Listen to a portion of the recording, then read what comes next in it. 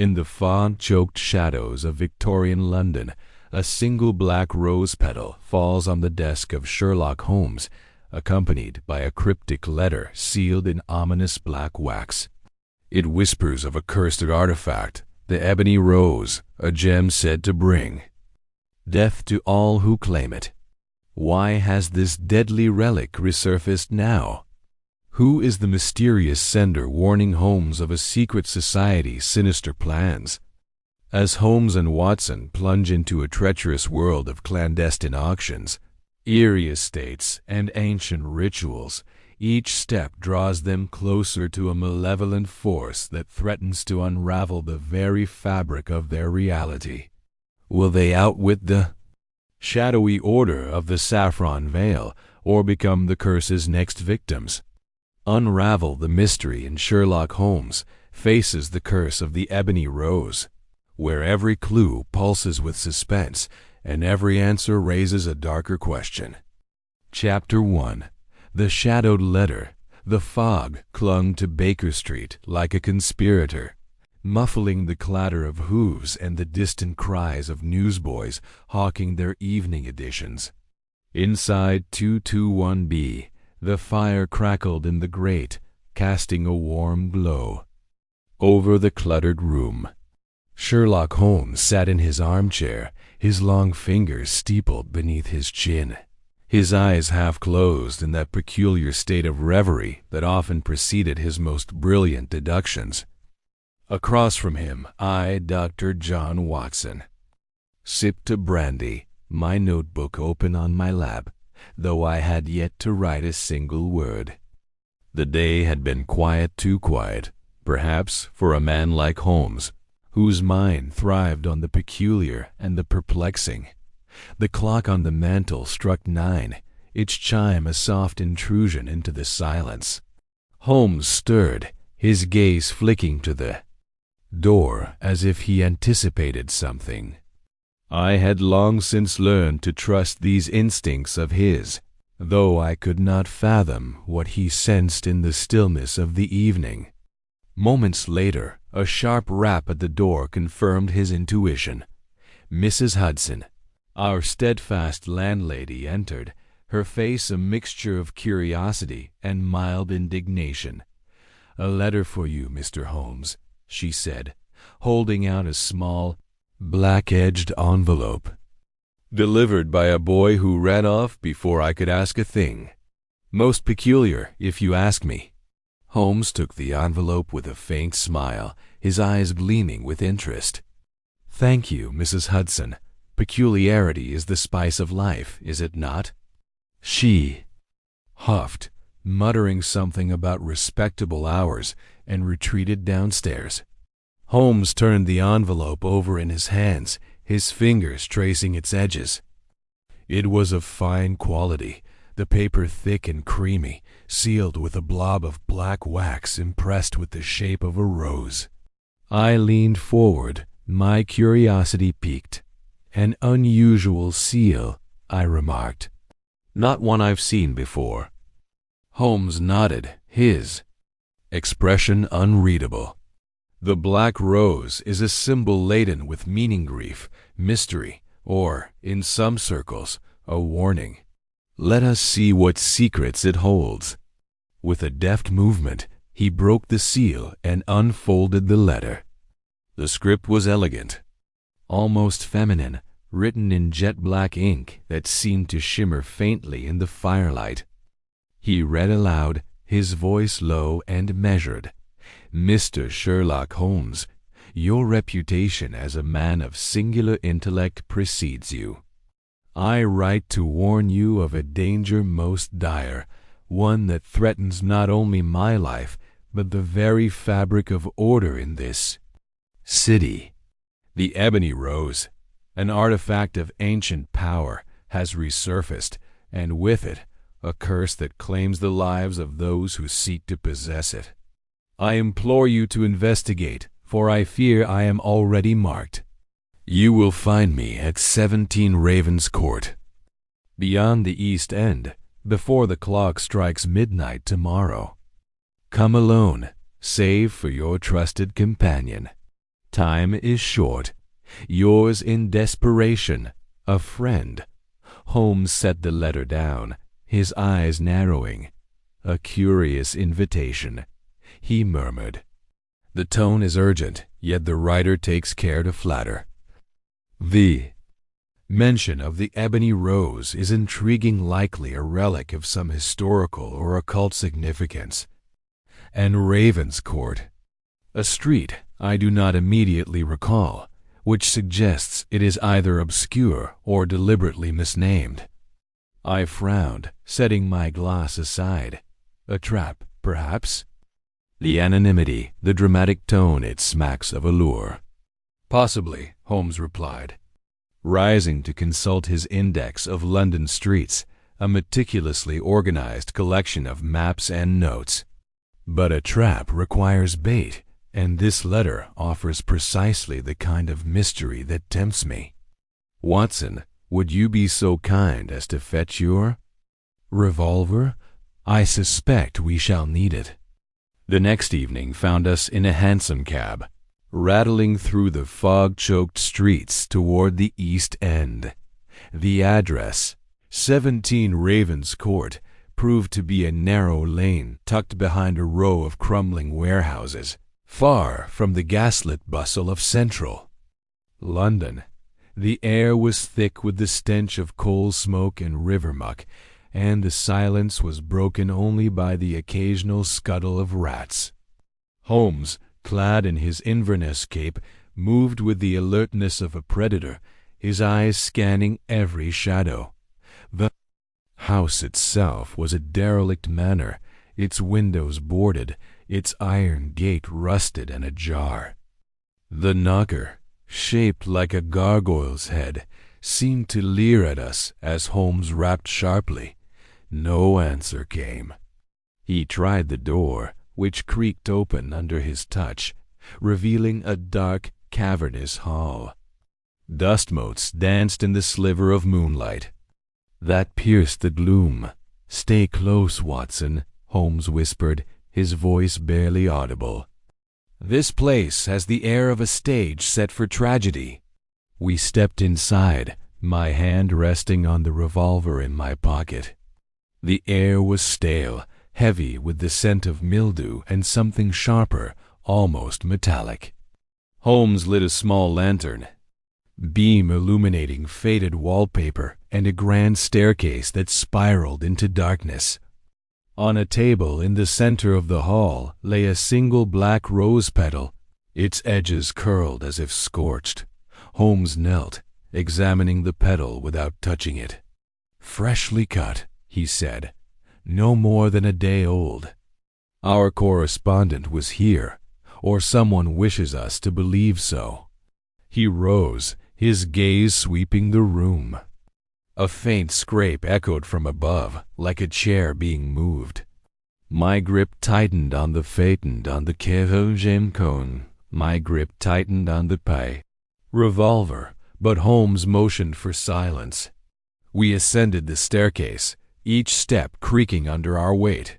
At the landing, a corridor stretched into shadow, lined with closed doors. Holmes paused, his head tilted, listening. Then, with a sudden movement, he pushed open the nearest door. The room was empty, save for a writing desk and a chair.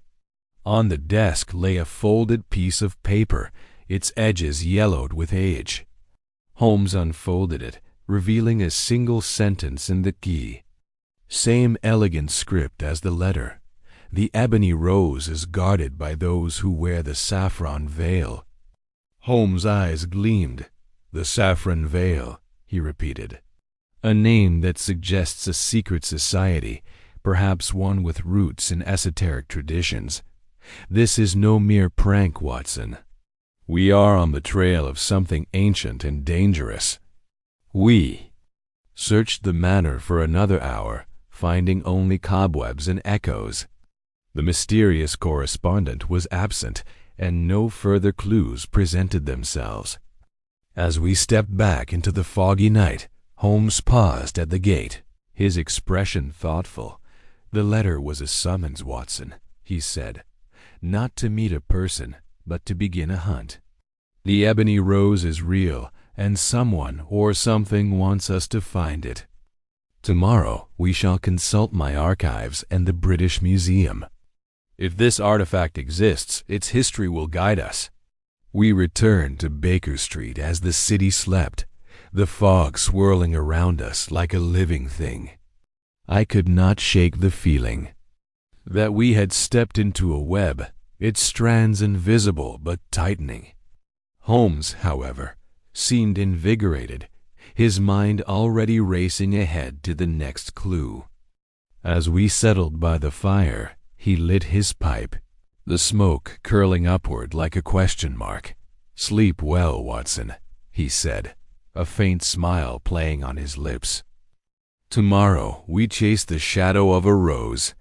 The following morning, Holmes was up before dawn, his energy undimmed by the late hour of our return. He stood before his bookshelves, pulling volumes on occult lore, medieval artifacts, and secret societies. I joined him after a hasty breakfast, finding him surrounded by open books and scribbled notes. "The Ebony Rose," he said without preamble, "is mentioned in a 14th century manuscript, the Codex Umbrarum, a text on alchemical relics. It describes a gem, black as night, carved into the shape of a rose and imbued with a curse to punish those who seek it for greed. The manuscript hints at a guardian order, though it does not name them, as the Saffron Veil." I raised an eyebrow. "A curse? Surely you don't believe in such things, Holmes." He gave me a sharp look. "I believe in facts, Watson. The fact is that someone went to great lengths to draw us into this mystery, and the pedal in that manner was no coincidence. Curses may be superstition, but murder is not. If the Ebony Rose is real, it is valuable enough to kill for." Our next destination was the British Museum, where Holmes had a contact, Dr. Evelyn Marsh, a curator of antiquities with a penchant for the obscure. The museum's reading room was a cavern of knowledge, its shelves groaning under the weight of centuries. Dr. Marsh, a wiry woman with sharp eyes and a sharper tongue, greeted us with a mix of curiosity and skepticism. Sherlock Holmes, chasing. "Fairy tales," she said, adjusting her spectacles. "The Ebony Rose is a legend, nothing more. It appears in a few apocryphal texts, always tied to tales of doom. No one has ever produced evidence of its existence." Holmes leaned forward, his voice low. "Legends often cloak truths, Dr. Marsh. Have you come across any reference to the Saffron Veil?" Her expression shifted, a flicker of unease crossing her face. "The Saffron Veil is a name whispered in certain circles. A secret society, possibly medieval in origin, dedicated to protecting or concealing certain relics. They're said to operate in the shadows, ruthless in their methods. But they're a myth, Holmes. No scholar has ever confirmed their existence." "Myth or not," Holmes replied, "someone left a trail for me to follow. If you hear of anything texts, artifacts, or whispers, send word to Baker Street." We left the museum with more questions than answers, but Holmes was undeterred. Back at 221B, he spread a map of London across the table, marking Ravenscourt and other locations mentioned in his research. "The Saffron Veil," he mused, "is the key. If they guard the Ebony Rose, they will not take kindly to our interference. We must tread carefully, Watson." We left the museum with more questions than answers, but Holmes was undeterred. Back at 221B, he spread a map of London across the table, marking Ravenscourt and other locations mentioned in his research. "The Saffron Veil," he mused, "is the key. If they guard the Ebony Rose, they will not take kindly to our interference. We must tread carefully, Watson." That evening, as I wrote up my notes, Holmes paced the room, his violin under his chin. The mournful strains filled the air, a counterpoint to the crackle of the fire. I could sense the wheels of his mind turning, piecing together the fragments of this strange puzzle.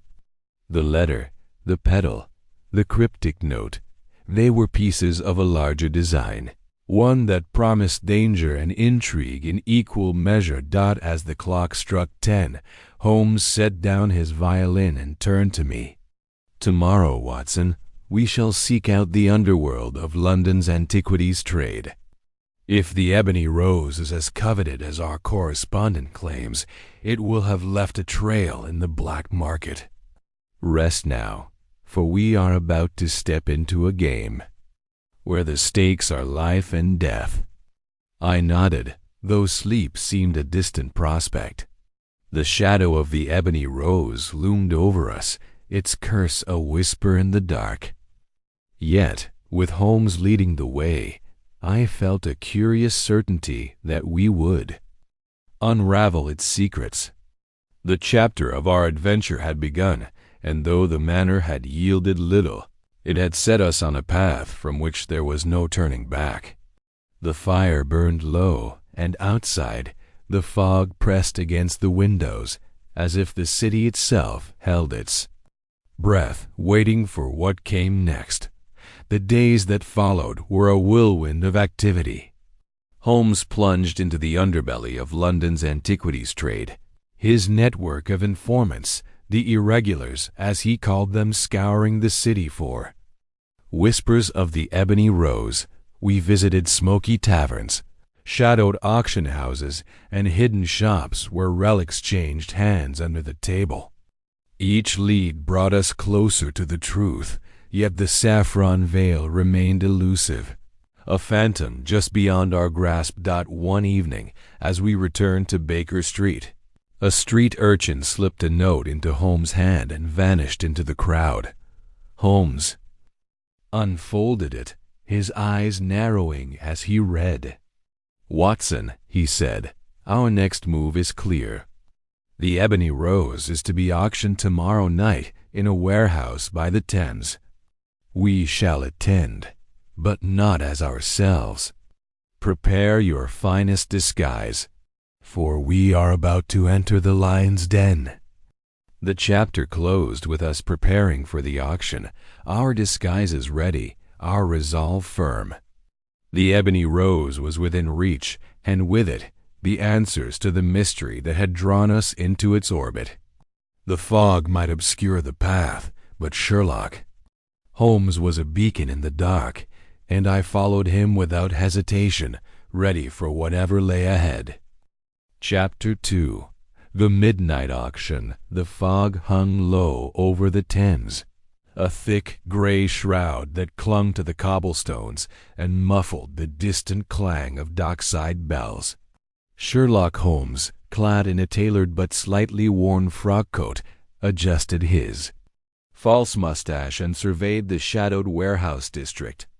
Beside him, Dr. John Watson, similarly disguised in a heavy overcoat and a cap pulled low, shifted uncomfortably, his hand brushing the revolver in his pocket.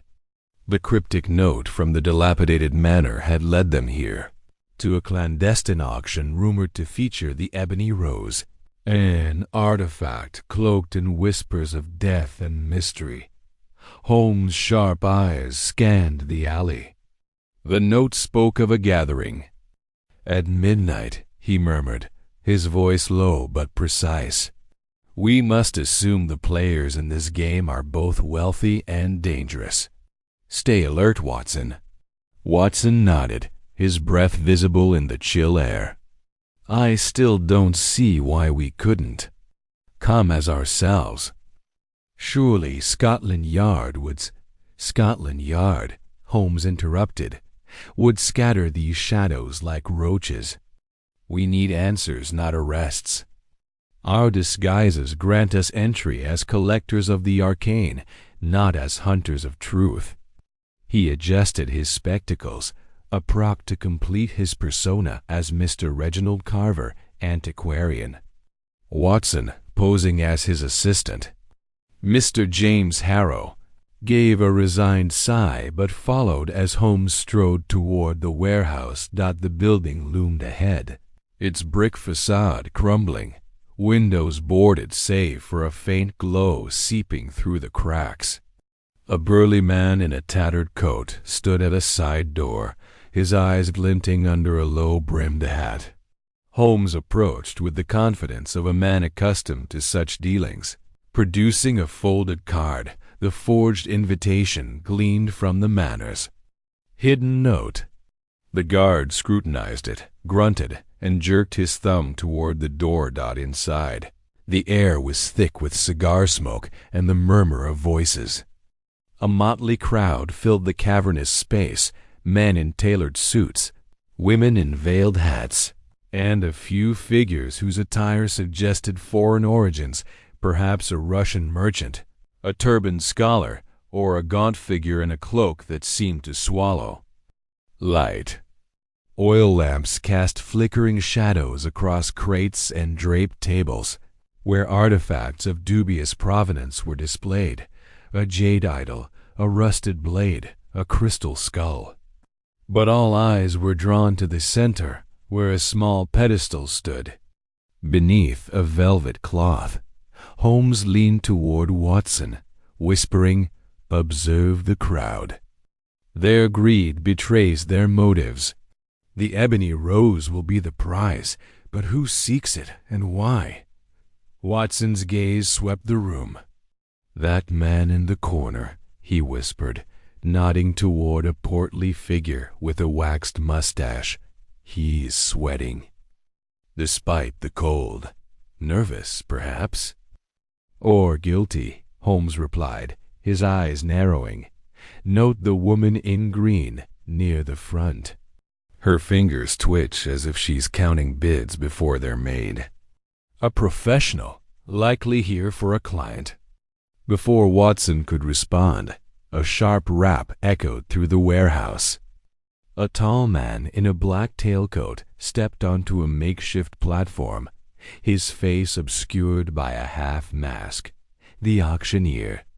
His voice, smooth and commanding, cut through the din. "Ladies and gentlemen, we gather tonight for treasures beyond the mundane. Our first lot, however, is no mere trinket. Behold the Ebony Rose." He whisked away the velvet cloth, revealing a gem unlike any other. It was a rose carved from jet-black stone, its petals glistening with an unnatural sheen, as if absorbing the lamplight rather than reflecting it. A collective gasp rose from the crowd, followed by a tense silence. Watson felt a chill, not from the air but from the gem itself, its presence heavy, almost malevolent. The auctioneer's voice droned on, detailing the gem's rumored history. A relic of an ancient order, said to grant power to its possessor, but at a deadly cost. "Bidding begins at £10,000, he declared. Hands shot up, voices calling out sums that made Watson's head spin. Holmes remained still, his eyes darting between bidders.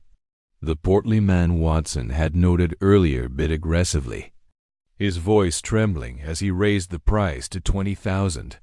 The woman in green countered coolly, her bids precise. A third bidder, a gaunt man with a scar across his cheek, joined the fray, his voice low but insistent. As the price climbed past 50,000, the portly man suddenly staggered, clutching his chest. His bid faltered into a choked gasp, and he collapsed, the Ebony Rose still on its pedestal. The crowd froze, murmurs rising as the auctioneer called for calm. Watson, his medical instincts kicking in, pushed forward, kneeling beside the man. He checked for a pulse, finding none. "He's dead," Watson announced, his voice steady but grim. Chaos erupted.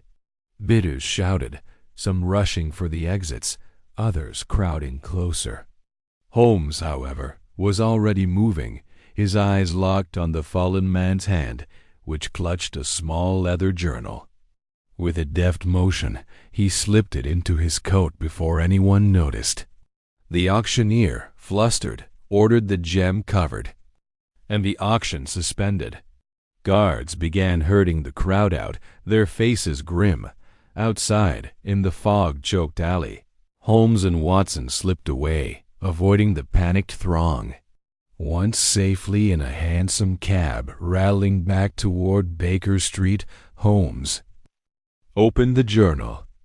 Its pages were filled with frantic scribbles, detailing the Ebony Rose's last known owner, Lady Eleanor of Blackthorn Hall, a reclusive noblewoman with a penchant for the occult. One entry stood out, written in a shaking hand. The rose sees all. It knows greed. It punishes. Watson frowned, glancing at Holmes. A heart attack, perhaps. The man was overwrought. Holmes shook his head, his expression grim. No, Watson. His lips were faintly blue, his pupils dilated. Poison. Likely administered moments before his collapse. The Ebony Rose is more than a gem, it's a catalyst for murder. The cab rattled on, the fog pressing against the windows. Watson felt the weight of the night's events. The image of the black rose burned into his mind. What now? He asked. Holmes' eyes gleamed with resolve. We find Lady Eleanor. She holds the next piece of this puzzle. The Ebony Rose's curse is no myth, it's a weapon, and someone is wielding it with precision. The journey back to Baker Street was silent, save for the clatter of hooves and the distant cry of a night watchman. Holmes sat deep in thought, the stolen journal in his hands, its pages promising answers and dangers yet to come. Watson, watching his friend, knew this was only the beginning of a case that would test their wits and courage against a force older and darker than they could yet fathom. The fog seemed to follow them to Baker Street, curling around the gas lamps. As they alighted from the cab, Mrs. Hudson greeted them with her usual mix of concern and exasperation, but Holmes waved her off, retreating to his study. The room was a familiar chaos of books, chemical vials, and newspaper clippings, yet it felt like a sanctuary after the warehouse's oppressive air. Holmes lit a pipe, the smoke blending with the lingering fog outside. He spread the journals, pages across his desk, his fingers tracing the scrawled words. Watson, loosening his collar, sank into an armchair. What do you make of it, Holmes? This Lady Eleanor, do you think she's behind the man's death? Unlikely, Holmes replied, not looking up. The journal suggests she parted with the Ebony Rose months ago, under duress. She may be a victim, not a perpetrator. But her knowledge of the gem's history is our next lead. Watson nodded, though his mind lingered on the auction's chaos. That man's collapse, it was too sudden. You're certain it was poison? Holmes produced a small vial from his pocket, containing a scrap of fabric from the dead man's coat. This was damp near his collar. A faint almond-like odor cyanide, perhaps, absorbed through the skin. Someone in that room was prepared to kill to control the bidding. Watson's brow furrowed. But why? If the gem is cursed, why risk so much to possess it? Holmes' lips twitched in a rare smile. Greed, Watson. Or power. The Ebony Rose's curse may be a deterrent to some, but to others it's a promise. We must learn what it truly does and who seeks to wield it. The journal's entries were maddeningly vague, filled with cryptic references to an order and a sacred duty. One passage mentioned Blackthorn Hall, Lady Eleanor's estate, located in the windswept moors of Kent. Another hinted at a ritual tied to the gem, though its purpose was unclear. Holmes closed the journal, his eyes distant. "We leave for Blackthorn Hall at dawn. Pack for the countryside, Watson, and bring your revolver. I suspect we'll need it." Sleep eluded Watson that night, the image of the Ebony Rose lingering like a specter. He wondered what kind of woman Lady Eleanor was, and whether she held the key to unraveling the curse, or if she, too, was ensnared by its deadly allure. Dawn broke gray and cold, the fog giving way to a drizzle that soaked the countryside. The train to Kent rattled through fields and villages, its rhythm lulling Watson into a fitful doze. Holmes, however, remained alert, his gaze fixed on the passing landscape, his mind no doubt dissecting the case's every detail. Blackthorn Hall was a day's journey, and Watson used the time to study the journal, its pages now familiar. The dead bidder, a man named Percival Thorne, had been a collector of rare artifacts, driven by an obsession with the Ebony Rose. His notes described it as a key to dominion, though what that meant remained unclear. Watson glanced at Holmes, who was sketching a map of the auction room in his notebook, marking the positions of key bidders. "Holmes," Watson ventured, "do you think this order mentioned in the journal is real, or is it just the ravings of a madman?" Holmes didn't look up. "The order is real. The note from the manor, the auction's secrecy, Thorne's death all point to an organized group with a vested interest in the Ebony Rose. Whether their beliefs are grounded in fact or superstition, their actions are deliberate. We must assume they're watching us." The train hissed to a stop at a small station, and they hired a carriage to Blackthorn Hall. The driver, a grizzled man with a wary eye, muttered about the estate's reputation. "Folks say it's haunted," he said, spitting into the mud. "Lady Eleanor don't see visitors. You sure you want to go there?" Holmes' smile was thin. "Quite sure." The road to Blackthorn Hall wound through desolate moors, the air heavy with the scent of wet earth and heather. The hall itself emerged from the mist like a specter, its gothic spires piercing the sky, its windows dark save for a single flickering light.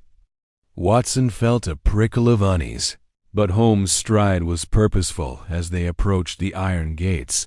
A servant, pale and silent, admitted them, leading them through a cavernous hall adorned with portraits of stern-faced ancestors. Lady Eleanor awaited them in a drawing-room, her presence as commanding as the storm brewing outside. She was tall, her dark hair streaked with silver, her eyes sharp and assessing. A black velvet gown clung to her frame, and a single rose-shaped pendant hung at her throat. "Mr. Holmes, Dr. Watson," she said, her voice low and measured. "I've heard of your reputation. Why have you come to my home?"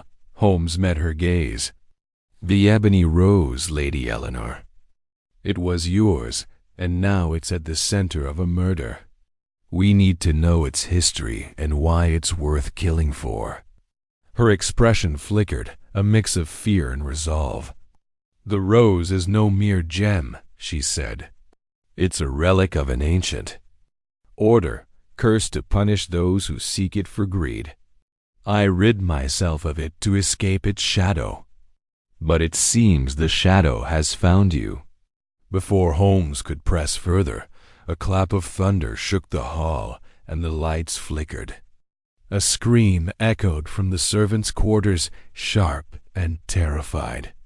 Watson's hand went to his revolver, but Holmes was already moving, his voice calm but urgent. "Stay close, Watson. The curse has followed us here." They raced toward the dim Sound, the storm's howl drowning out all else. In a cramped corridor, they found a servant crumpled on the floor, his face frozen in terror, a black rose etched into his palm. Lady Eleanor gasped, her hand flying to her pendant.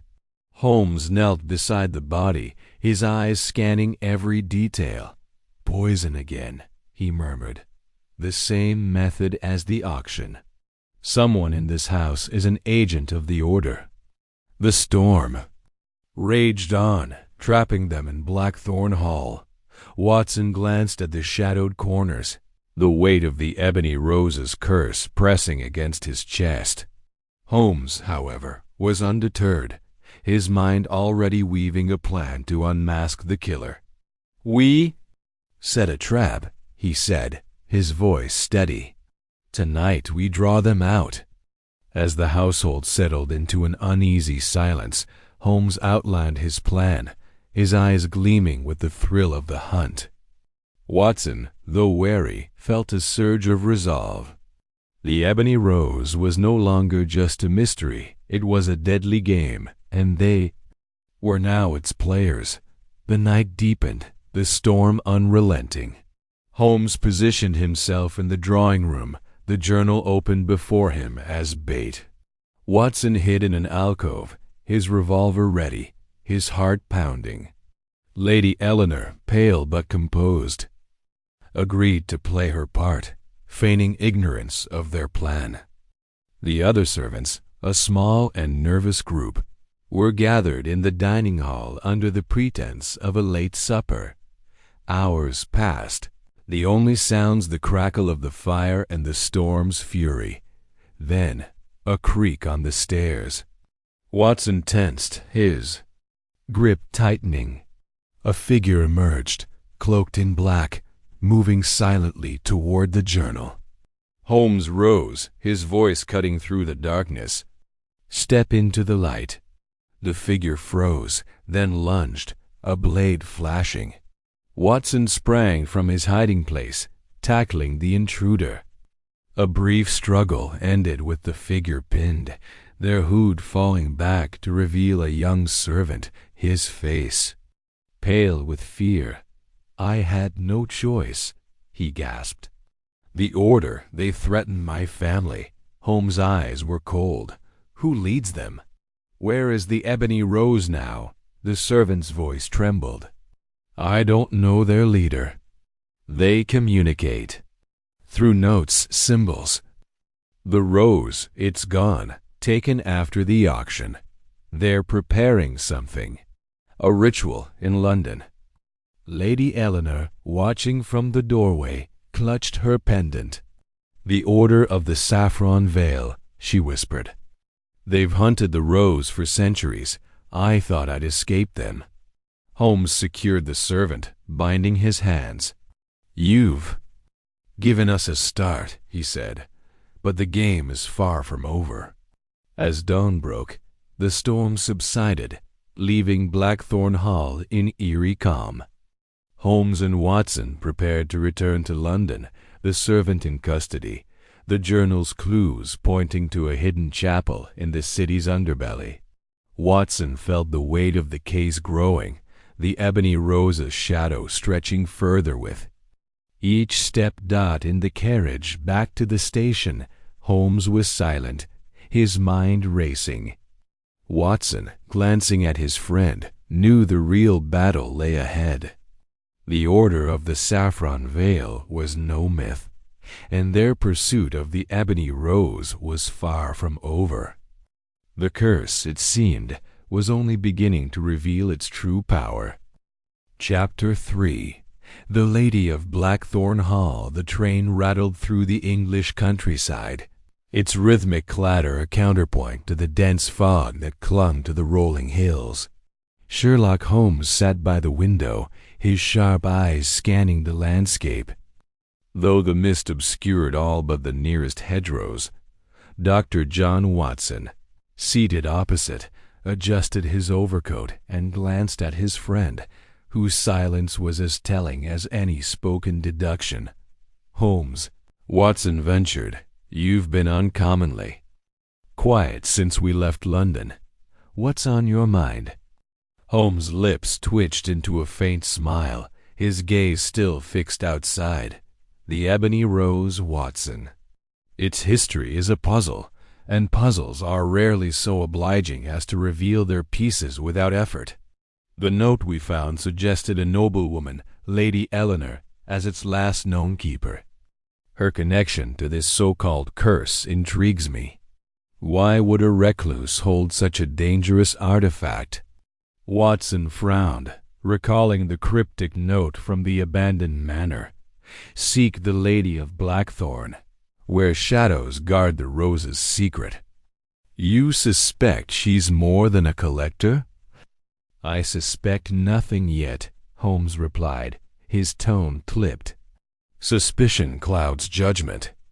But a woman who lives in seclusion, surrounded by whispers of the occult, is unlikely to be a mere bystander. In this affair—" The train slowed, its whistle piercing the fog as they neared the rural station of Blackthorn Halt. The platform was deserted, save for a lone porter who tipped his cap as they disembarked. A hired carriage awaited, its driver a taciturn man, bundled against the chill. As they climbed in, Watson noted the driver's reluctance to meet their eyes, his hands tightening on the reins when Holmes mentioned Blackthorn Hall. The journey to the estate was a winding one, through lanes flanked by gnarled oaks and stone walls slick with moss. The fog thickened, transforming the countryside into a spectral maze. At last, the carriage crested a hill, and Blackthorn Hall emerged from the mist, a sprawling Gothic pile of weathered stone, its towers clawing at the sky. Ivy choked the walls, and the windows glowed faintly, as if reluctant to admit the daylight. Charming. Watson muttered, clutching his medical bag. "It looks like the setting for one of Mrs. Radcliffe's novels." Holmes' eyes gleamed. "Precisely why it interests me, Watson. Places like this are never as empty as they seem." The carriage halted before a rusted iron gate. The driver, still avoiding their gaze, muttered about returning at dusk and urged the horses away before Holmes could question him further. The gate creaked as they pushed it open, revealing a gravel path overgrown with weeds. The air was heavy, with the scent of damp earth and decaying leaves as they approached the hall's entrance. The massive oak door swung inward, revealing a butler tall, gaunt, and impeccably dressed, with eyes that seemed to weigh their every step. "Mr. Holmes, Dr. Watson," he said, his voice a low rasp. "Lady Eleanor is expecting you." Watson raised an eyebrow. "Expecting us?" We sent no word. The butler's expression remained impassive. "Her ladyship is perceptive." "Follow." "Aim." They were led through a cavernous hall, its walls lined with portraits whose subjects seemed to watch them pass. The air was cold, despite a fire crackling in a distant hearth. Dust motes danced in the slanted light from high windows, and the faint scent of lavender lingered, undercut by something sharper, perhaps incense. The butler guided them to a drawing-room where a woman stood by a tall window, her silhouette framed against the fog. Lady Eleanor Blackthorn was not what Watson had expected. She was perhaps 50, with sharp, aristocratic features and hair the color of polished silver, swept into an elegant chignon. Her dress was a deep emerald, its fabric catching the light like a beetle's shell. She turned, her eyes a piercing gray-locking onto Holmes with an intensity that made Watson shift uncomfortably. "Mr. Sherlock Holmes," she said, her voice clear and measured. "And Dr. Watson, I confess I did not expect visitors so soon after the disturbances in London." Holmes inclined his head. "Your ladyship's reputation for foresight precedes her. We come regarding the Ebony Rose."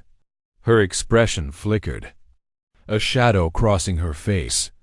"The rose," she said softly, as if the word itself carried weight. "You've seen it, then?" "Or heard of its curse. We've seen its effects," Holmes replied. "A man died clutching it at an auction by the Thames. His death was no accident." Lady Eleanor gestured to a pair of armchairs by the fire. "Sit, gentlemen. This is not a tale for standing." As they settled, Watson noted the room's details: shelves heavy with leather-bound tomes, a crystal decanter on a sideboard, and a peculiar statuette of a robed figure holding a rose carved from obsidian. The firelight cast eerie shadows, and the air seemed to hum with unspoken secrets. "The Ebony Rose," Lady Eleanor began, "is no mere gem. It is a relic of an ancient order, forged in a time when men believed they could bind spirits to stone. The order called it a ward against greed, but its power is indiscriminate. Those who seek to possess it for gain meet ruin. I inherited it from my father, who warned me never to part with it, lest its curse spread." Holmes leaned forward, his fingers steepled. "And yet it was at auction. How did it leave your care?" Her lips tightened. "It was stolen, Mr. Holmes, a month ago. My study was ransacked.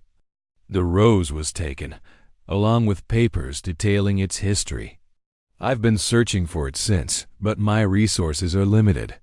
"This hall is my sanctuary, not my fortress," Watson frowned. "You believe in this curse, then?" She met his gaze. "I've seen it. Dr. Watson, a cousin, years ago, tried to sell the rose. He was found dead the next day, a black rose etched into his palm. I've no wish to test its power further." Holmes' eyes narrowed. "You mentioned an order. Who are they, and why would they steal what they once guarded?" Before she could answer, a distant crash echoed through the hall, followed by a scream. Watson was on his feet in an instant, his hand on the revolver in his coat. Holmes, already moving, signaled for silence. Lady Eleanor's face paled, but she rose with surprising calm, leading them toward the sound. The scream had come from the servants' quarters. They navigated a maze of corridors, the air growing colder with each step. At the end of a narrow hall, they found a door ajar, revealing a grim scene. A young footman lay sprawled on the floor, his eyes wide with terror, his hand clutching a crumpled piece of paper. A black rose was carved into his palm, the lines fresh and glistening with blood. Watson knelt, checking for a pulse. "He's dead," he said grimly. "No more than a few minutes." Holmes examined the room, his movements precise. The window was locked, the air heavy with the same sharp incense from the drawing-room. He plucked the paper from the footman's. "Hand a scrap with a single word scrawled in red ink. Betrayer." Lady Eleanor gasped, clutching the doorframe. "This is the curse's work. It's here, in my home." Holmes' gaze swept the room, lingering on a faint scuff mark by the hearth. "Not a curse, your ladyship. A murderer." The mark on his hand was made with a blade, not magic.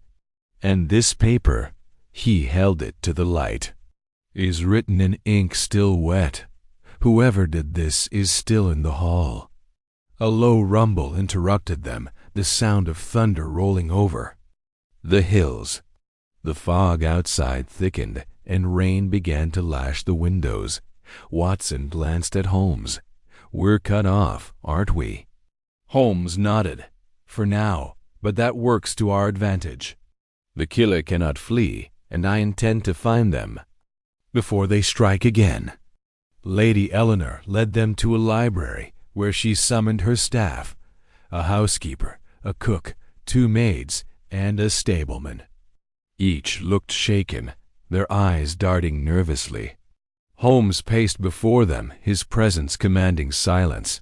"One of you," he said, "knows more than they admit. The footman, Thomas, was killed for a reason. He was no random victim. Speak now, or I will uncover your secrets myself." The housekeeper, a stout woman named Mrs. Harrow, bristled. "We're loyal to her ladyship. Thomas was a good lad, quiet. Who'd want him dead?" Holmes' eyes flicked to the stableman, a wiry man with a scar across his cheek. "You, sir. Your boots are damp, yet you've not been outside since the rain began. Where were you an hour ago?" The stableman, Grayson, shifted. "In the stable, sir, checking the horses." "Curious," Holmes said, stepping closer. "The stables are across the courtyard, yet your boots carry the scent of incense, not hay. The same incense I detected in Thomas' room." Grayson's face hardened, but before he could respond, a gust of wind rattled the windows, plunging the room into darkness as the lamps flickered out. A woman's scream, Mrs. Harrow's, cut through the silence. When the lamps were relit, Grayson was gone, the library door swinging open. Holmes sprang into action. Watson closed behind. They pursued Grayson through the hall's labyrinthine corridors, his footsteps echoing ahead. The chase led to a servant's staircase, where Holmes tackled Grayson, pinning him against the wall. "Talk," Holmes demanded. "Who do you serve? And why was Thomas killed?" Grayson's eyes burned with defiance. "You don't understand, Mr. Holmes. The Rose demands loyalty. Thomas was weak. He spoke of betraying the Order." "The Order of the Saffron Veil?" Holmes pressed. Grayson's jaw tightened, but fear flickered in his eyes. "They'll kill me if I talk." "And I'll see you hang if you don't," Holmes retorted. "Choose quickly." Before Grayson could answer, a shadow moved behind them. Watson spun, his revolver raised, but it was only Lady Eleanor, her face pale but resolute. "Enough," she said. "Take him to the cellar. We'll keep him there until the storm passes."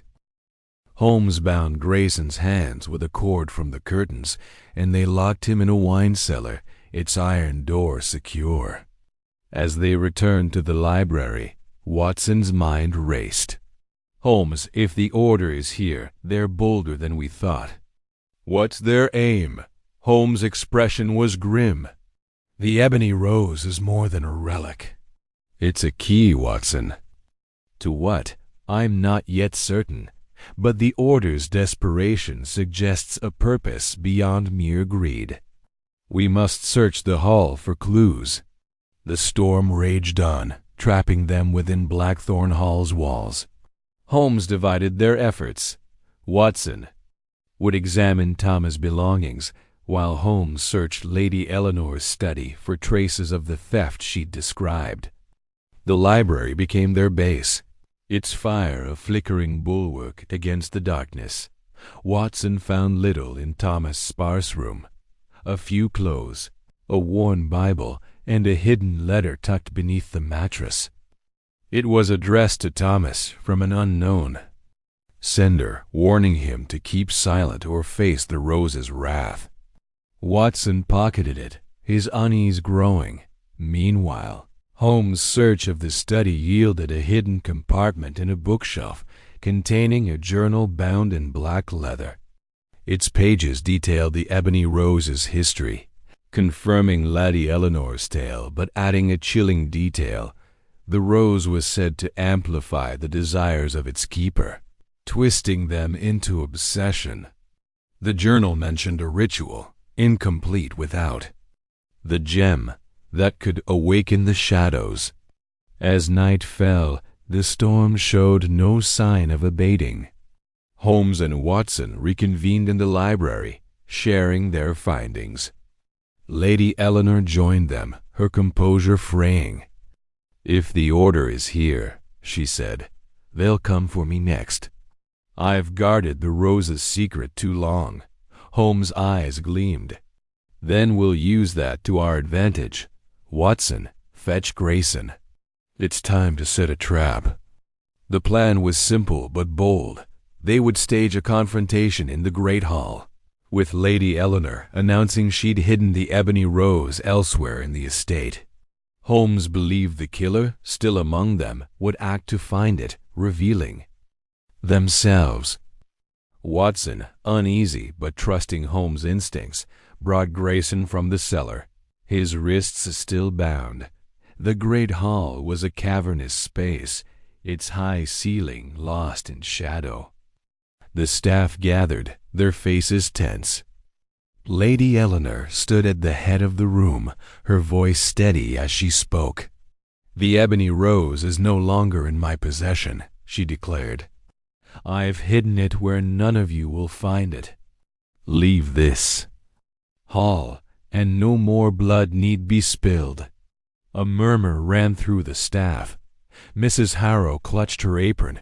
The maids exchanged glances, and the cook, a burly man named Daniels, glowered. Holmes watched them all, his gaze like a hawk's. Then a creak from the gallery above broke the silence. A figure, cloaked in black, hurled a dagger toward Lady Eleanor. Holmes was faster. He pushed her aside, the blade embedding itself in the table. Watson fired his revolver into the air, the shot echoing as the figure fled. Holmes gave chase, vaulting over furniture with cat-like grace. The pursuit led to the roof, where the storm's fury battered them. The cloaked figure, a woman, Watson realized was cornered against a parapet. "Stop!" Holmes shouted over the wind. "You've nowhere to run." The woman turned, her hood falling to reveal one of the maids, Clara, her face twisted with fear and defiance. "You can't stop it," she spat. "The Rose belongs to the Order. It's our birthright." Holmes advanced, his voice calm but unyielding. "Your order kills to protect a lie. Thomas died because he saw through it. Tell me where the Rose is, and you may yet live." Clara laughed, a bitter sound. "It's gone, Mr. Holmes, shipped away before you ever arrived. The Order will have it, and the ritual will be complete." Before Holmes could press further, Clara lunged toward the edge, as if to leap. Watson tackled her, pinning her to the wet stone. She struggled, but Holmes bound her with his scarf. Her curses lost in the storm, back in the great hall. Clara was secured, and Lady Eleanor, shaken but unharmed, confirmed the staff's loyalty save for Clara and Grayson, who had acted under the Order's influence. Holmes deduced that Clara's mention of the Rose being shipped away aligned with the journal's hints of a larger plan. As dawn broke, the storm subsided, revealing a sky bruised with clouds. Holmes and Watson prepared to leave the carriage, driver returning as promised. Lady Eleanor offered her thanks, her eyes heavy with relief and lingering fear. "You've saved my home, Mr. Holmes," she said. "But the Rose's shadow is long." Holmes nodded. "And we shall follow it, your ladyship. The Order's ritual is not yet complete, and I intend to stop it." As they rode back to the station, Watson glanced at Holmes, who was studying the fizz-d, the thudding, the journal's pages. "What now, Holmes?" "If the Rose is gone, where do we go?" Holmes' smile was grim. "To London, Watson. The journal mentions a chapel hidden in the city's heart. The Order of the Saffron Veil is there, and so is our next clue." The train carried them back toward the city, the countryside fading into the fog. Watson felt the weight of the case settle over him, but Holmes' steady presence was a reassurance. The Ebony Rose's curse was far from broken, but with Holmes leading the way, Watson knew they would face whatever shadows lay ahead. Chapter 4. The Order of the Saffron Veil. The fog clung to the cobblestones of London like a shroud, muffling the clatter of hooves and the distant cries of street vendors. Sherlock Holmes stood motionless in the dim glow of a gas lamp outside. 221 B. Baker Street, his sharp eyes scanning the street as if it might betray some hidden truth. Beside him, Dr. John Watson adjusted his overcoat, his breath visible in the chill night air. The trap Holmes had set at Blackthorn Hall had borne fruit, unmasking a servant coerced by a shadowy group, known as the Order of the Saffron Veil. The revelation had ignited Holmes' curiosity, and now, with a coded ledger in hand, they were poised to pursue the next thread in the mystery of the Ebony Rose.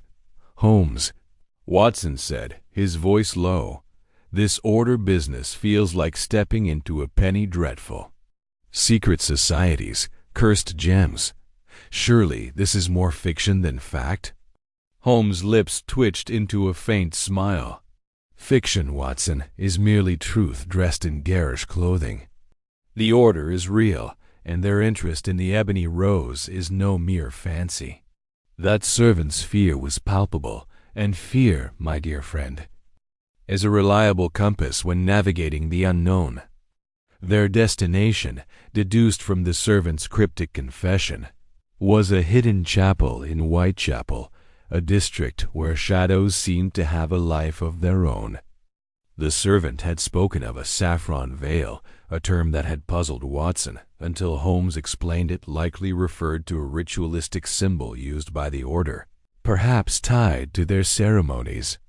The coded ledger, found in the servant's belongings, hinted at a meeting that very night, and Holmes was not one to let such an opportunity slip. They moved swiftly through the city, Holmes leading the way with the precision of a bloodhound. The streets grew narrower, the buildings leaning closer as if conspiring to block out the moonlight. Whitechapel's alleys were a labyrinth, but Holmes navigated them with ease, his mental map of London as unerring as ever. They paused at a corner where a crumbling archway led to a courtyard, its center dominated by a derelict chapel, its spire jagged against the sky. "There," Holmes whispered, pointing to a faint flicker of light through the chapel's cracked stained glass. "Windows. The order is within."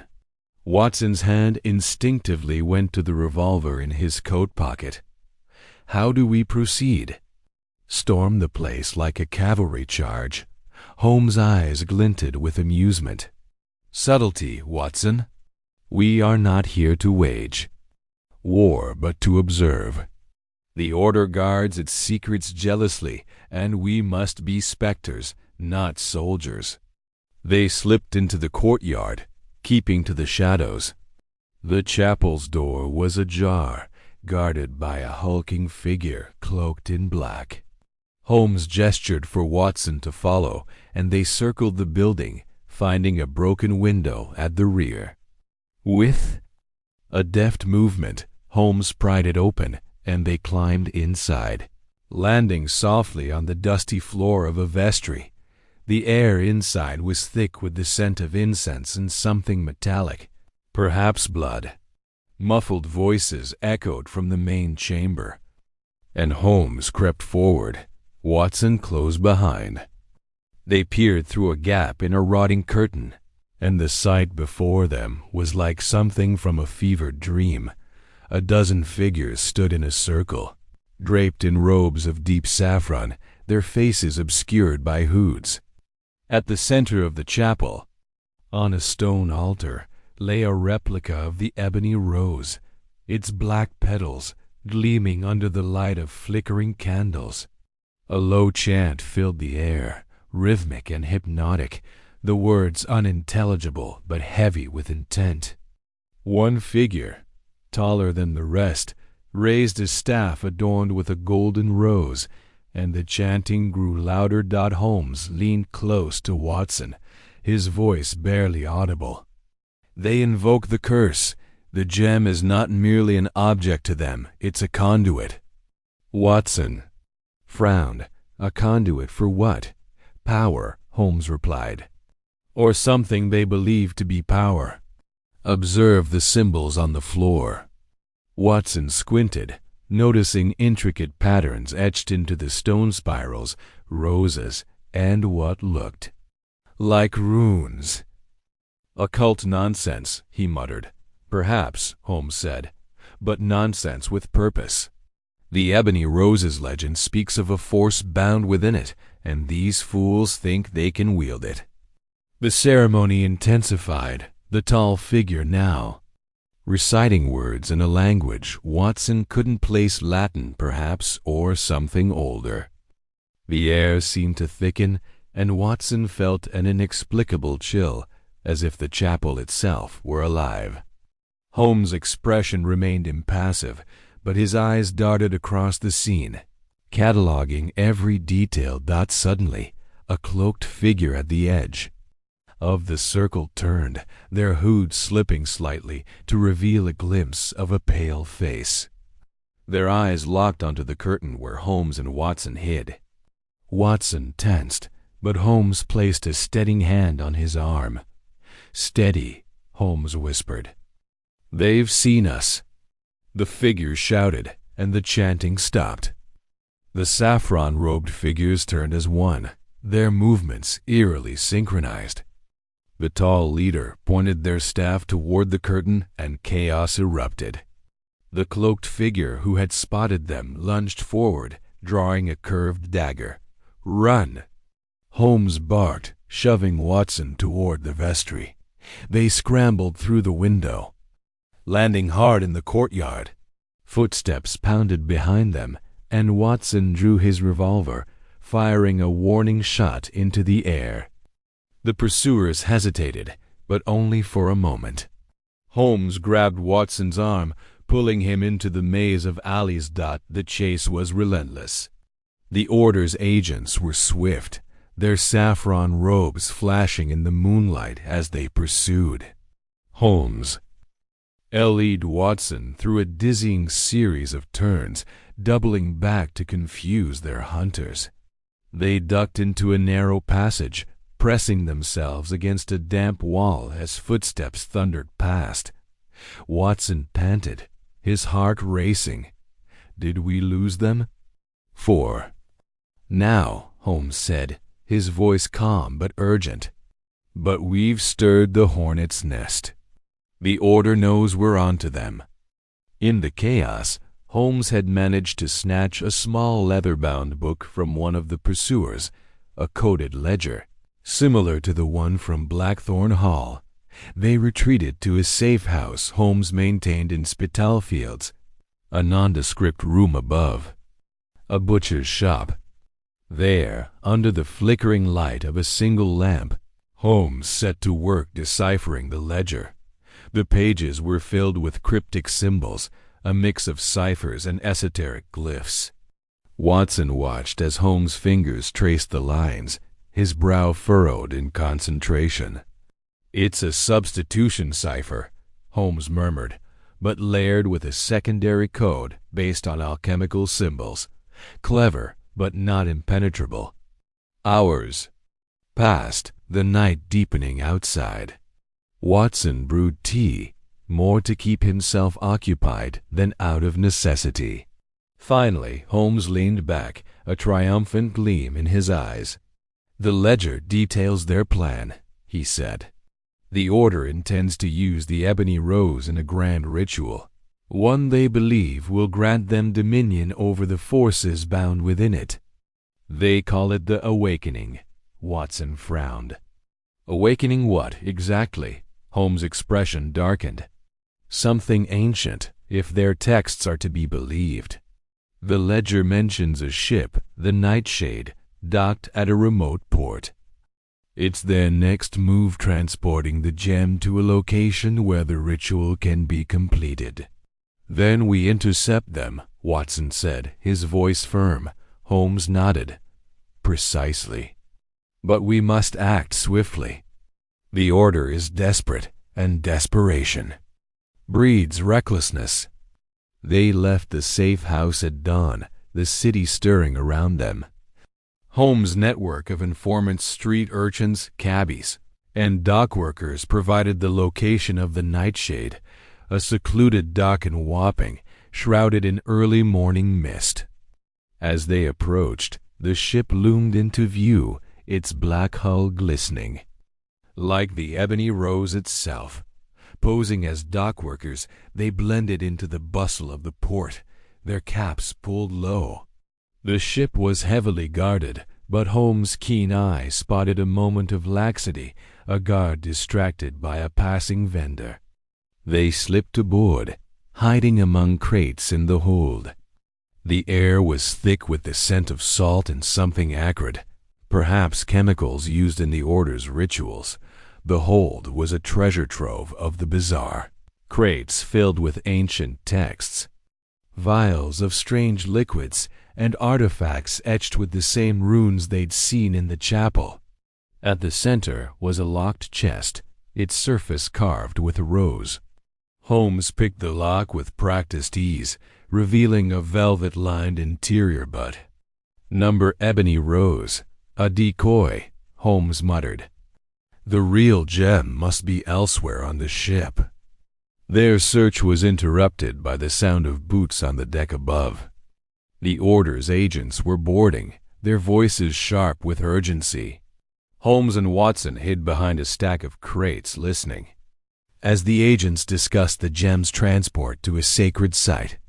One voice, cold and authoritative, mentioned an island, its name obscured by the creak of the ship.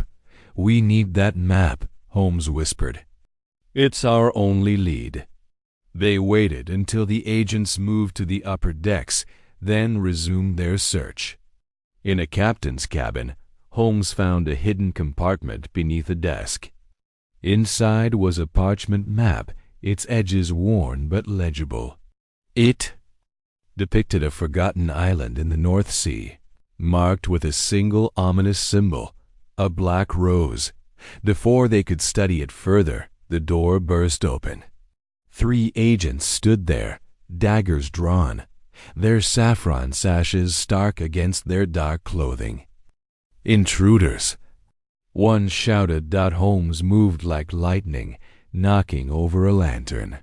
Flames licked at the wooden floor, and in the confusion, he and Watson fought their way out. Watson's revolver barked, scattering the agents, while Holmes hurled a crate to block their path. They leaped from the ship as the fire spread, the dock erupting into chaos. They vanished into the mist, the map clutched in Holmes' hand. As the distant wail of fire bells echoed, they boarded a steamer bound for the North Sea. The island's coordinates burned into Holmes' mind. The order's plan was unraveling. But the Ebony Rose's curse loomed larger than ever. Time was their enemy, and the ritual's hour was approaching. The steamer's deck was slick with spray, and Watson stood beside Holmes, the map spread before them. "This island," Watson said, "it feels like the heart of this madness. What do we expect to find?" Holmes stared at the horizon, his expression unreadable. "Answers, Watson. And perhaps the end of the Ebony Rose's curse, or its beginning." Chapter 5. The Ghost Ship's Cargo. Fog clung to the Thames like a shroud, its tendrils curling over the water's surface, obscuring the distant lights of London. Sherlock Holmes and Dr. John Watson stood at the edge of a rickety pier, the damp air seeping into their coats as they surveyed the shadowed outline of the Nightshade. The ship loomed ahead, its blackened hull barely distinguishable from the night, save for the faint glow of a single lantern swaying on its deck. The coded ledger, painstakingly deciphered by Holmes over sleepless hours, had led them here to a remote dock at the fringes of the city, where the Order of the Saffron Veil's secrets were said to be stowed. Holmes adjusted his cap, pulled low to shadow his sharp features, and glanced at Watson. "We are dock workers tonight, Watson. Mind your step and your tongue. The Order's agents will not hesitate to slit throats over what lies aboard that ship." Watson nodded, his hand brushing the revolver tucked beneath his rough-hewn jacket. "I've played worse roles, Holmes. But this fog, it's like wading through a nightmare. Are you certain the ledger's map is accurate?" "Certainty is a luxury we cannot afford," Holmes replied, his voice low. "But the ledger's cipher was precise, and the coordinates align with this forsaken dock. The Ebony Rose's origins are tied to that vessel, and I intend to uncover how." They moved silently, their boots muffled against the warped planks of the pier. The air smelled of salt and decay, and the distant creak of rigging cut through the fog's oppressive silence. Holmes had secured their disguises, threadbare coats, oil-stained trousers, and caps pilfered from a dockside tavern, ensuring they blended with the rough crowd that frequented such places. Watson, though less accustomed to such subterfuge, carried himself with the weary slouch of a man accustomed to hard labor. As they approached the gangplank, a burly figure emerged from the mist, his face half hidden by a scarf. "Names," he growled, his hand resting on a cudgel at his belt. "Jenkins," Holmes said smoothly, adopting a coarse East End accent. "This here's Tompkins. We're with the night crew, sent to check the cargo." The guard squinted, his gaze lingering on Watson's weathered face. "Ain't seen you before." "New hires," Watson muttered, his tone gruff. "Foreman said you lot needed extra hands for the special shipment." The guard hesitated, then waved them through with a grunt. "Stay below deck. No poking about the captain's quarters." Holmes gave a curt nod, and they ascended the gangplank, the wood creaking under their weight. The deck of the Nightshade was deserted, save for the lantern casting flickering shadows across the worn planks. Holmes' eyes darted about, noting the ship's state rigging frayed, paint peeling, yet the hull was oddly pristine, as if recently scrubbed to conceal its age. He gestured for Watson to follow, and they descended a narrow staircase into the ship's belly. The hold was a labyrinth of crates and barrels, the air thick with the scent of tar and mildew. Holmes produced a small pocket lantern, its beam cutting through the gloom. "The ledger mentioned a sealed compartment," he whispered, "likely hidden behind false panels or beneath the floor. Search for anything out of place." They moved methodically, tapping walls and prying at floorboards. Watson's fingers brushed a crate marked with a faint rose emblem, its wood polished to a sheen unlike the others. "Holmes," he called softly, "this one's different." Holmes knelt beside it, his fingers tracing the emblem. "Ebony Rose," he murmured. With a deft movement, he produced a thin blade and worked the crate's lid, revealing a velvet-lined interior. Inside lay an array of artifacts, amulets, daggers, and scrolls, all etched with symbols that matched those in the Order's chapel. At the center was a rolled parchment, its edges singed as if kissed by flame. Holmes unfurled it, revealing a map. Its lines were intricate, charting a course to a speck in the Atlantic labeled Isle of Veyroon. Annotations in a spidery script described a temple where the Ebony Rose was forged. its purpose shrouded in cryptic phrases, bound by blood, sealed by shadow. "This is it, Watson," Holmes said, his eyes alight. "The rose's origin. If we are to break its curse, we must reach that island." Before Watson could respond, a shadow moved at the edge of the lantern's glow. Holmes doused the light, pulling Watson behind a stack of barrels. Footsteps echoed, deliberate and heavy, accompanied by the low murmur of voices. "Check the hold," one said, his tone clipped. "The master said no one touches the cargo before the ritual." Holmes signaled for silence, his hand steadying Watson's arm. Two figures entered, their cloaks bearing the saffron trim of the order. One carried a lantern, its light glinting off a curved dagger at his belt. They moved toward the crate, pausing as the leader noticed the loosened lid. "Someone's been here," he hissed, drawing his blade. "Search every inch." Holmes' mind raced. The map was their only lead, and losing it now would set them back days' time they did not have. He whispered to Watson, "When I move, follow. We cannot let them take the map." Watson nodded, his grip tightening on his revolver. Holmes waited until the men turned, then sprang forward, silent as a specter. He struck the first man's wrist, sending the dagger clattering, and drove his elbow into the man's temple. The second lunged, but Watson was faster, his fist connecting with the man's jaw. The lantern fell, its oil spilling and igniting. A small flame that licked at the wooden floor. Holmes, the fire. Watson shouted, dragging the unconscious men away from the spreading flames. Holmes grabbed the map, tucking it into his coat. "No time. We must leave before the ship is consumed." They scrambled up the stairs, the fire's heat at their heels. The deck was chaos, crewmen shouted, unaware of the intruders as smoke billowed from below. Holmes and Watson vaulted over the railing, landing on the pier as the nightshade's hold erupted in flames.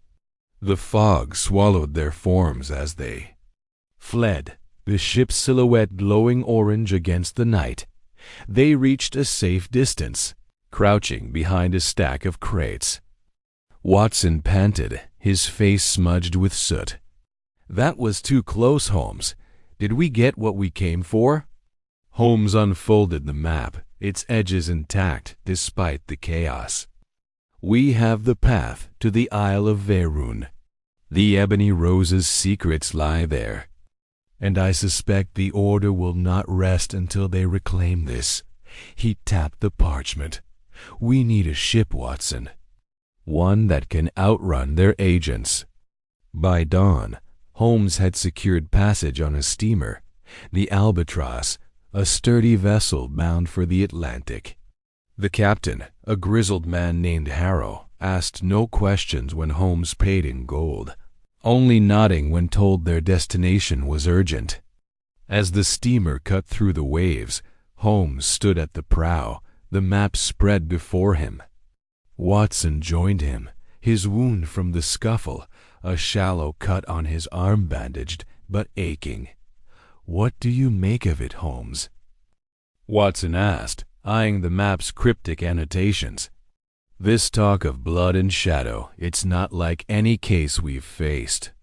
Holmes' gaze was fixed on the horizon. "The Ebony Rose is no mere trinket, Watson. Its power, whether supernatural or a product of human design, has driven men to madness and murder. The island holds the key to its creation and, I hope, its destruction." The journey stretched over days, the sea a restless expanse of gray. Holmes spent hours in their cabin, poring over the map and cross-referencing it with nautical charts. Watson, meanwhile, kept watch, his instincts honed by years of danger. On the third night, he spotted a shadow trailing them, a sleek schooner, It sails dark against the moonlit waves. "Holmes," Watson called, rousing his friend. "We're being followed." Holmes peered through a spyglass, his lips thinning. "The order. They've tracked us, likely from the moment we left the dock. Their ship is faster, but we have the advantage of surprise." He devised a plan, instructing the captain to alter course toward a cluster of rocky islets. As the albatross wove through the shallows, the schooner followed, its crew unaware of the treacherous reefs. Holmes' gamble paid off. The schooner struck a hidden rock, its hull splintering. Shouts carried over the water as the orders agents scrambled. Their pursuit halted. "Well played, Holmes," Watson said, a grin breaking through his fatigue. "But they'll find another way." "Let them try," Holmes replied. "We're nearly there." The Isle of Veyron emerged from the mist on the fifth day, a jagged silhouette of cliffs and twisted trees. The steamer anchored off its coast, and Holmes and Watson rowed ashore in a small boat, the map guiding them to a hidden cove. The island was desolate, its air heavy with the scent of salt and decay. They followed a winding path through gnarled undergrowth, the map's lines leading to a cliff face carved with ancient symbols. Holmes traced the carvings, his fingers lingering on a rose-shaped indentation. "This is the temple's entrance," he said. "The Ebony Rose was born here, and its curse must end here."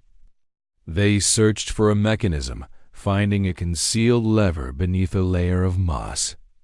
With a groan, the cliff parted, revealing a dark passage. Holmes lit his lantern, and they stepped inside, the air growing colder with each step. The tunnel opened into a vast chamber, its walls adorned with frescoes depicting robed figures and a glowing black gem. At the center stood a stone altar, its surface etched with the same rose emblem. Watson's breath caught. "It's like stepping into a myth." "No myth, Watson," Holmes said, his voice steady. "A truth someone has gone to great lengths to hide." They searched the chamber, finding relics scattered among the dust chalices, blades and scrolls, all bearing the rose motif. Holmes examined a crumbling tome, its pages written in a language he recognized as an obscure dialect of Aramaic.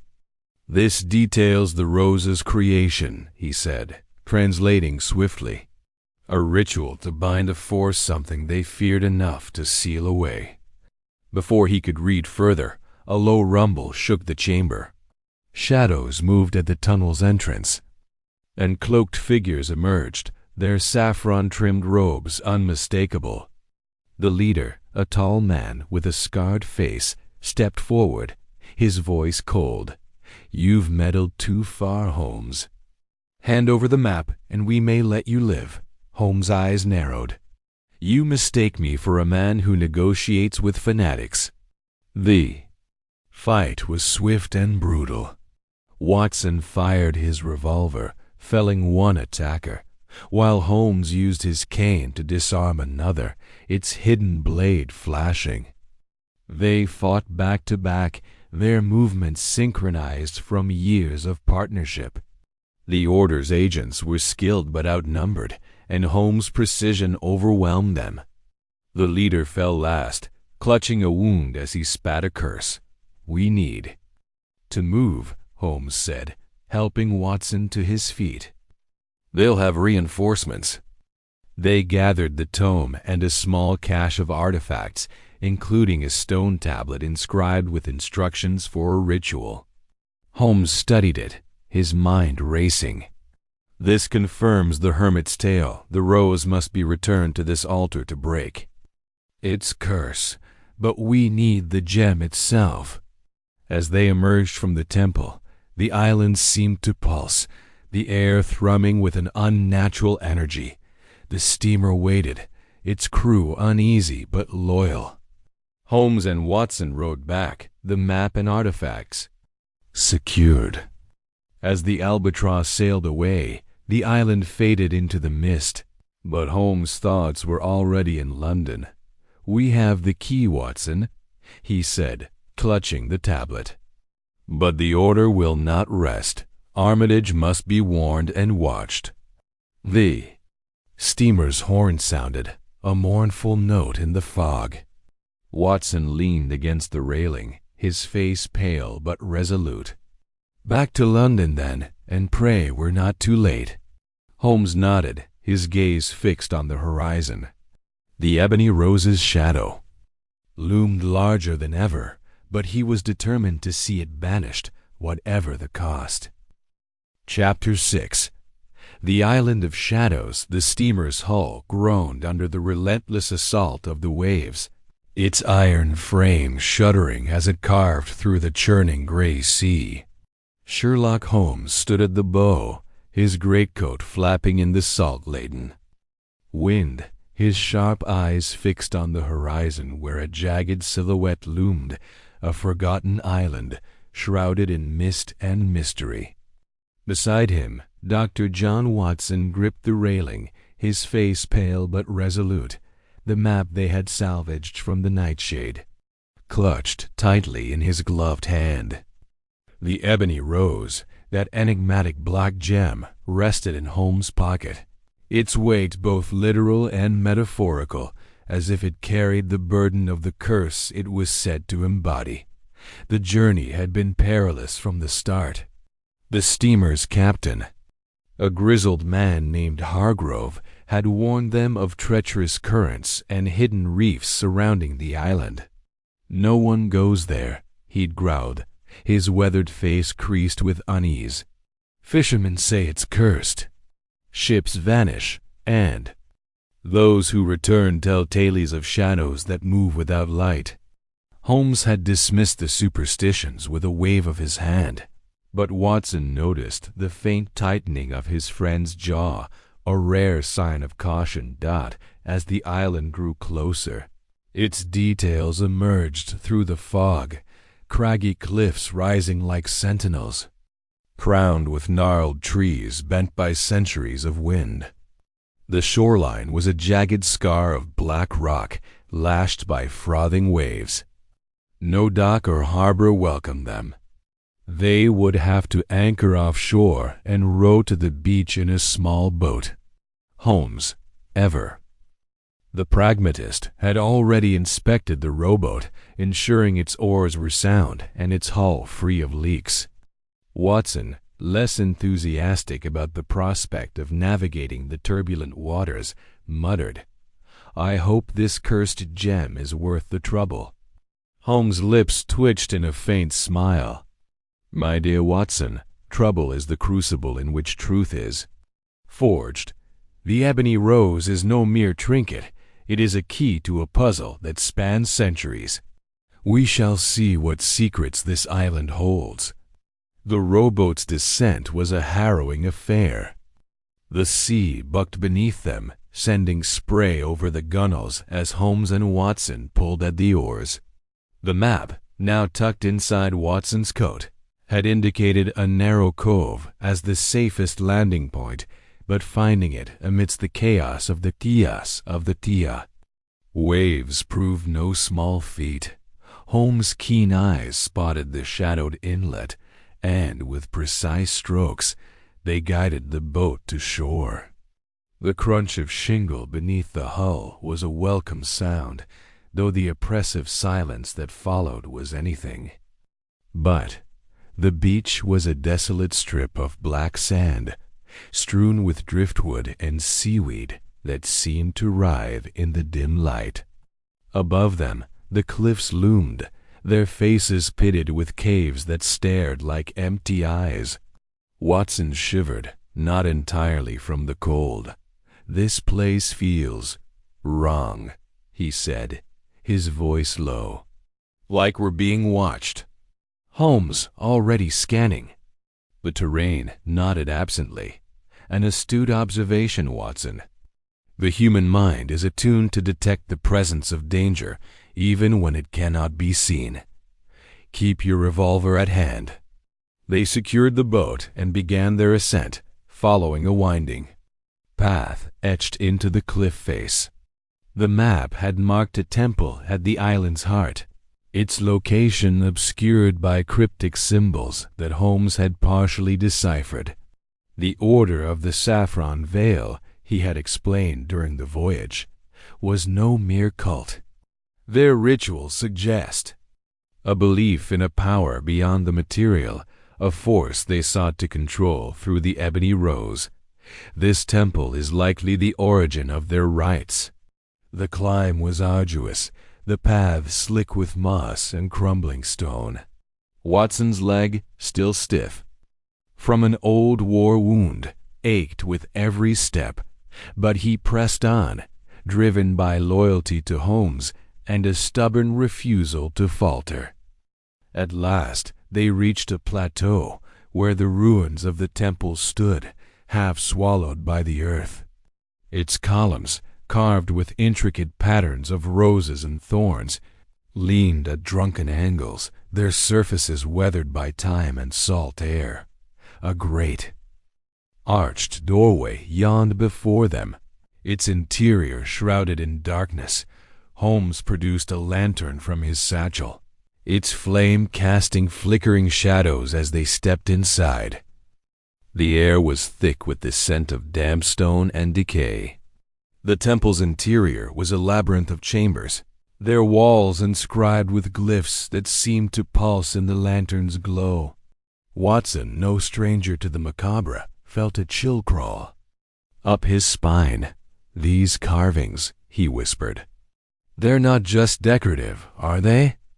"No," Holmes replied, tracing a finger along a depiction of a rose entwined with a serpent.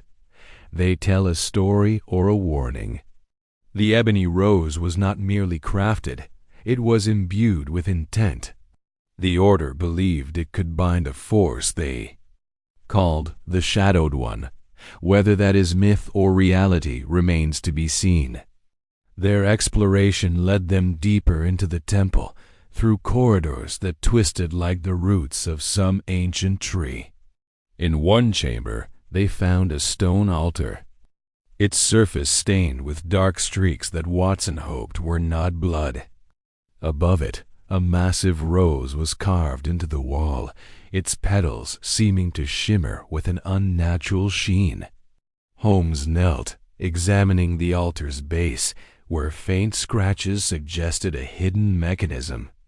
With a deft touch, he pressed a series of glyphs, and a low grinding filled the air as a panel slid open, revealing a small cache of parchments. Watson peered over his shoulder as Holmes unrolled one.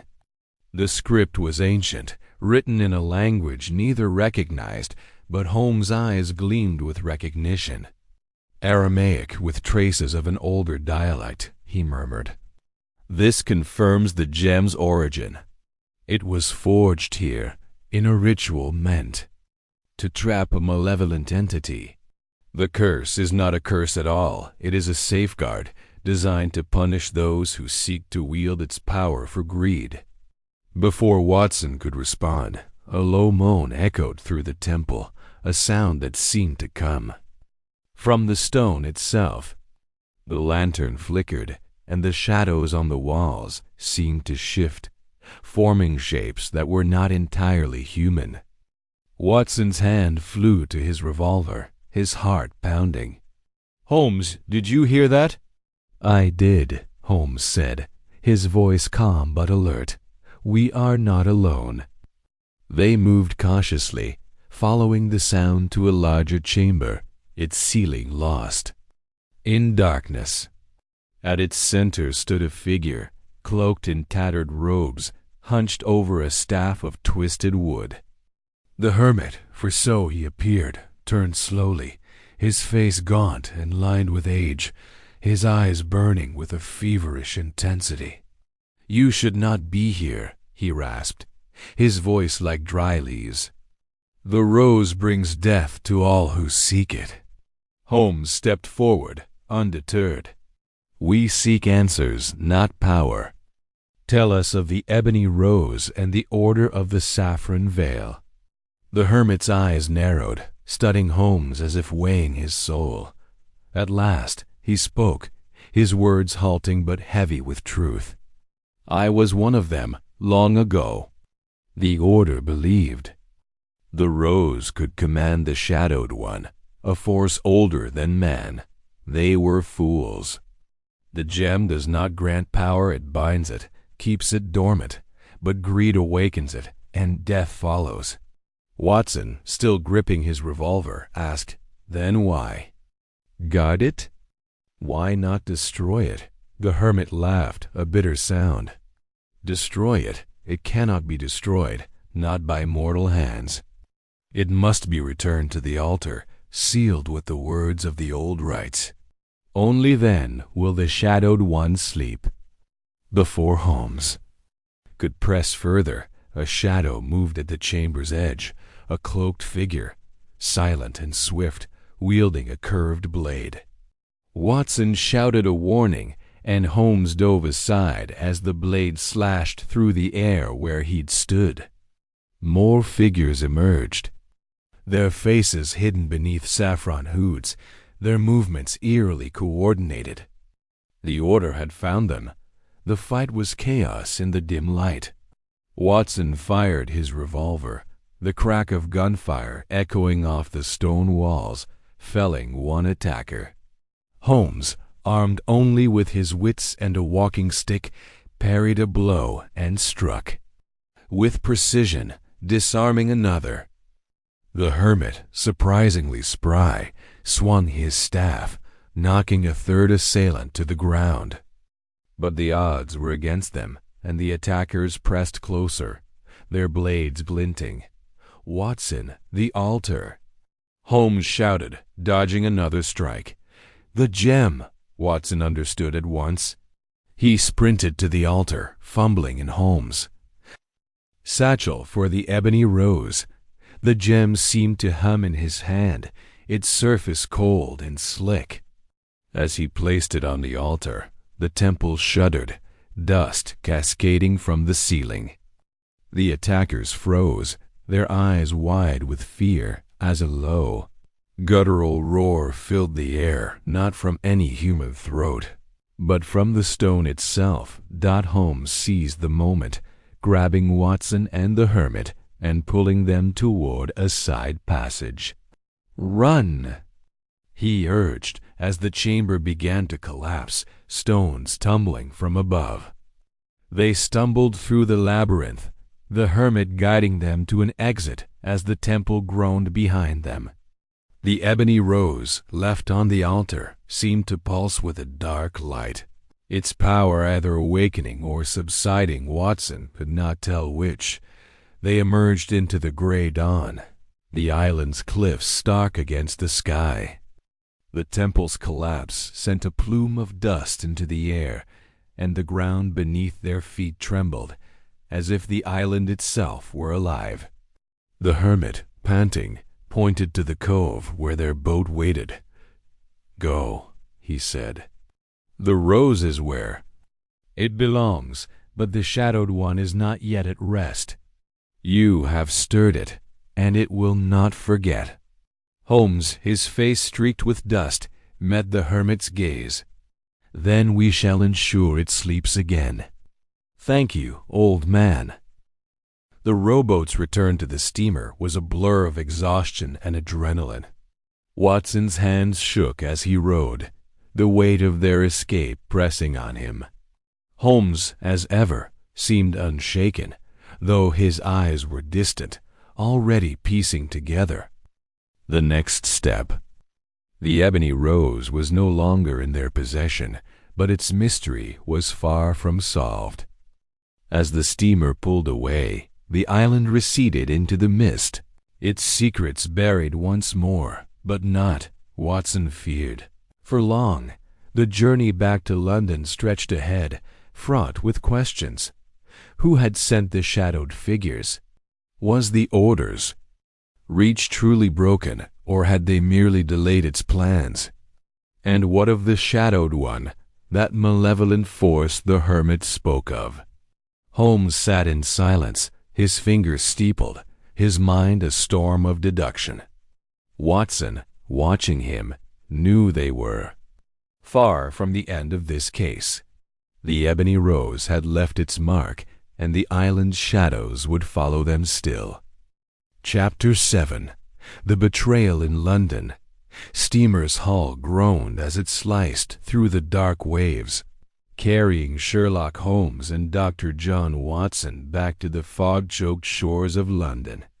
The Ebony Rose, a jet-black gem carved into the likeness of a blooming rose, rested in a small iron box clutched tightly in Holmes' hand.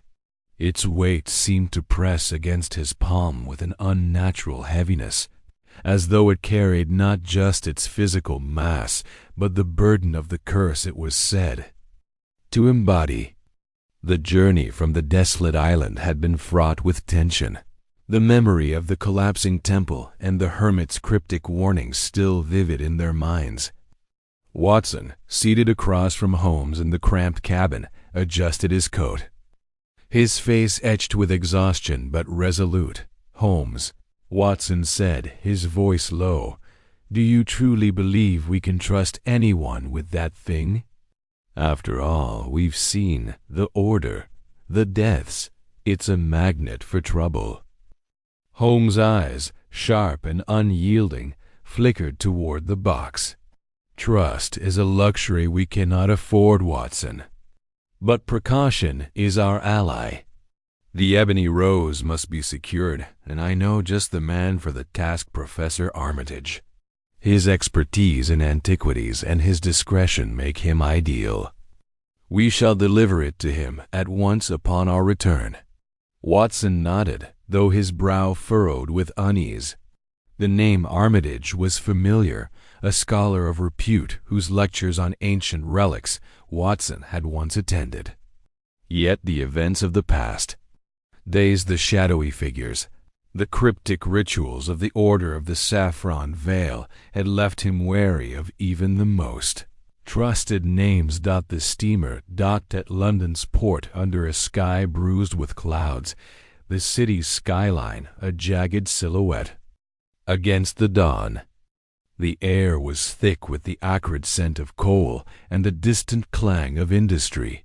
Holmes led the way, his long strides cutting through the early morning mist as they navigated the bustling docks.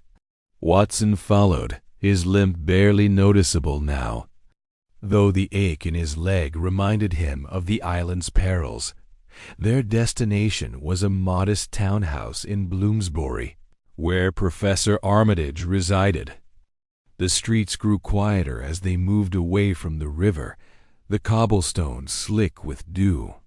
Holmes' mind was already racing, piecing together the fragments of the case. The Ebony Rose, according to the hermit, was a relic crafted to bind a malevolent force, its curse a punishment for greed or ambition. Yet the Order's pursuit of it suggested a deeper purpose, a ritual to unleash its power. The ledger they had recovered from the chapel had hinted at a grand ceremony, but the details remained elusive. Holmes needed time, and Armitage's secure vault would buy it. The townhouse loomed ahead, its facade unassuming but well kept, with ivy creeping up the brickwork. Holmes rapped sharply on the door, and after a moment it creaked open to reveal Professor Armitage himself. He was a wiry man in his late 50s, with silver hair and spectacles perched precariously on his nose. His eyes widened at the sight of Holmes, a mix of surprise and curiosity. "Mr. Holmes." "And Dr. Watson, I presume?" Armitage's voice was warm, but tinged with caution. "To what do I owe this unexpected visit?" Holmes wasted no time. "We require your expertise, Professor, and your discretion. May we speak inside?" Armitage ushered them into a cluttered study, its walls lined with bookshelves groaning under the weight of tomes and artifacts. A fire crackled in the hearth, casting flickering shadows across the room. Holmes placed the iron box on a mahogany desk, its surface scarred with ink stains and scratches. "This," Holmes said, opening the box to reveal the Ebony Rose, "is an artifact of considerable danger. We need it secured in your vault while I pursue certain inquiries. Its history is complex, and its presence attracts unsavory attention." Armitage leaned forward, his eyes gleaming with scholarly fascination as he studied the gem. Its surface seemed to drink in the light, its petals carved with such precision they appeared almost alive. "Remarkable," he murmured. "I've read of such relics objects tied to ancient cults, imbued with symbolic power. You believe it cursed?" "I believe it is coveted," Holmes replied sharply. "And that makes it dangerous. Can you secure it?" Armitage nodded, adjusting his spectacles. "My vault is impregnable, Mr. Holmes. Reinforced steel, combination locks known only to me. It will be safe here." Holmes exchanged a glance with Watson, who gave a subtle nod. The decision was made. Holmes handed the box to Armitage, who placed it carefully on a shelf before leading them to the basement, where a heavy iron door marked the entrance to the vault. With a series of precise turns, Armitage opened it, revealing a chamber lined with locked cabinets. He placed the box inside one, securing it with a key he wore around his neck. "It will remain untouched," Armitage assured them. "You have my word." Satisfied, Holmes and Watson took their leave, stepping back into the chill of the London morning. The city was waking now, the streets filling with vendors and clerks, the air alive with the clatter of hooves and the shouts of newsboys. But Holmes' mind was elsewhere, already planning the next move. The Order of the Saffron Veil was still out there, and the ledger's cryptic references to a grand ritual gnawed at him. He needed to consult his network of informants, the irregulars, the cabbies, the street hawkers who saw everything and spoke little. Their first stop was a tavern in Whitechapel, a dingy establishment known as the Black Anchor.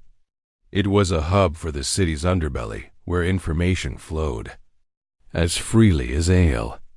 Holmes, clad in a nondescript coat to blend in, pushed open the door, the scent of stale beer and tobacco washing over them.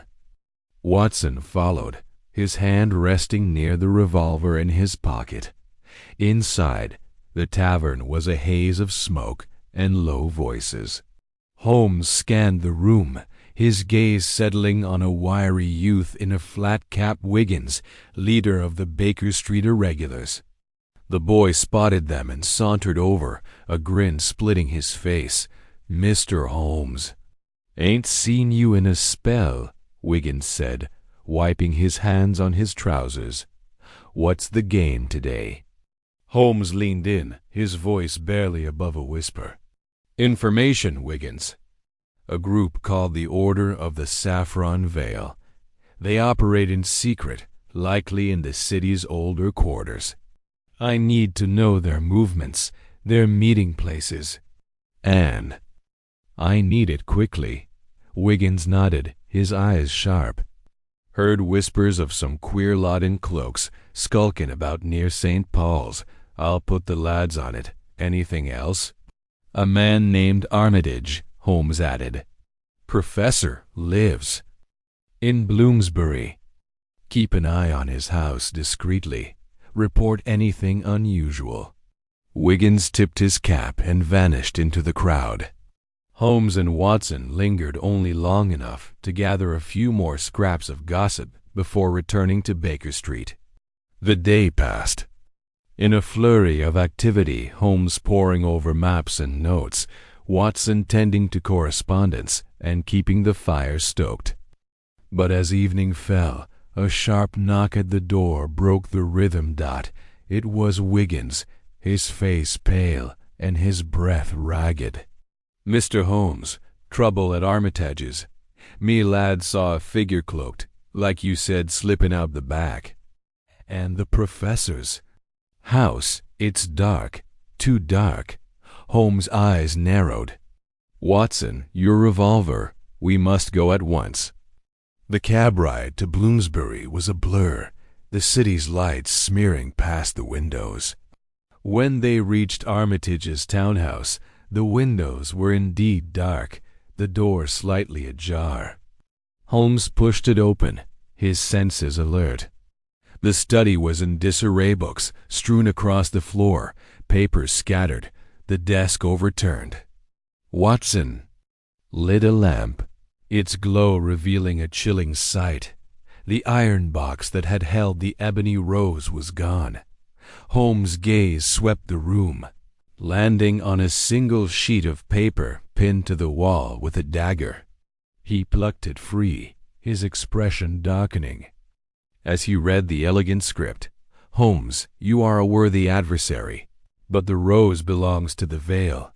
Seek it, and you court your own end. Armitage, Holmes spat, crumpling the note. The traitor. Watson's jaw tightened. He played us from the start. But how did he know to act so quickly? Holmes paced, his mind a whirlwind.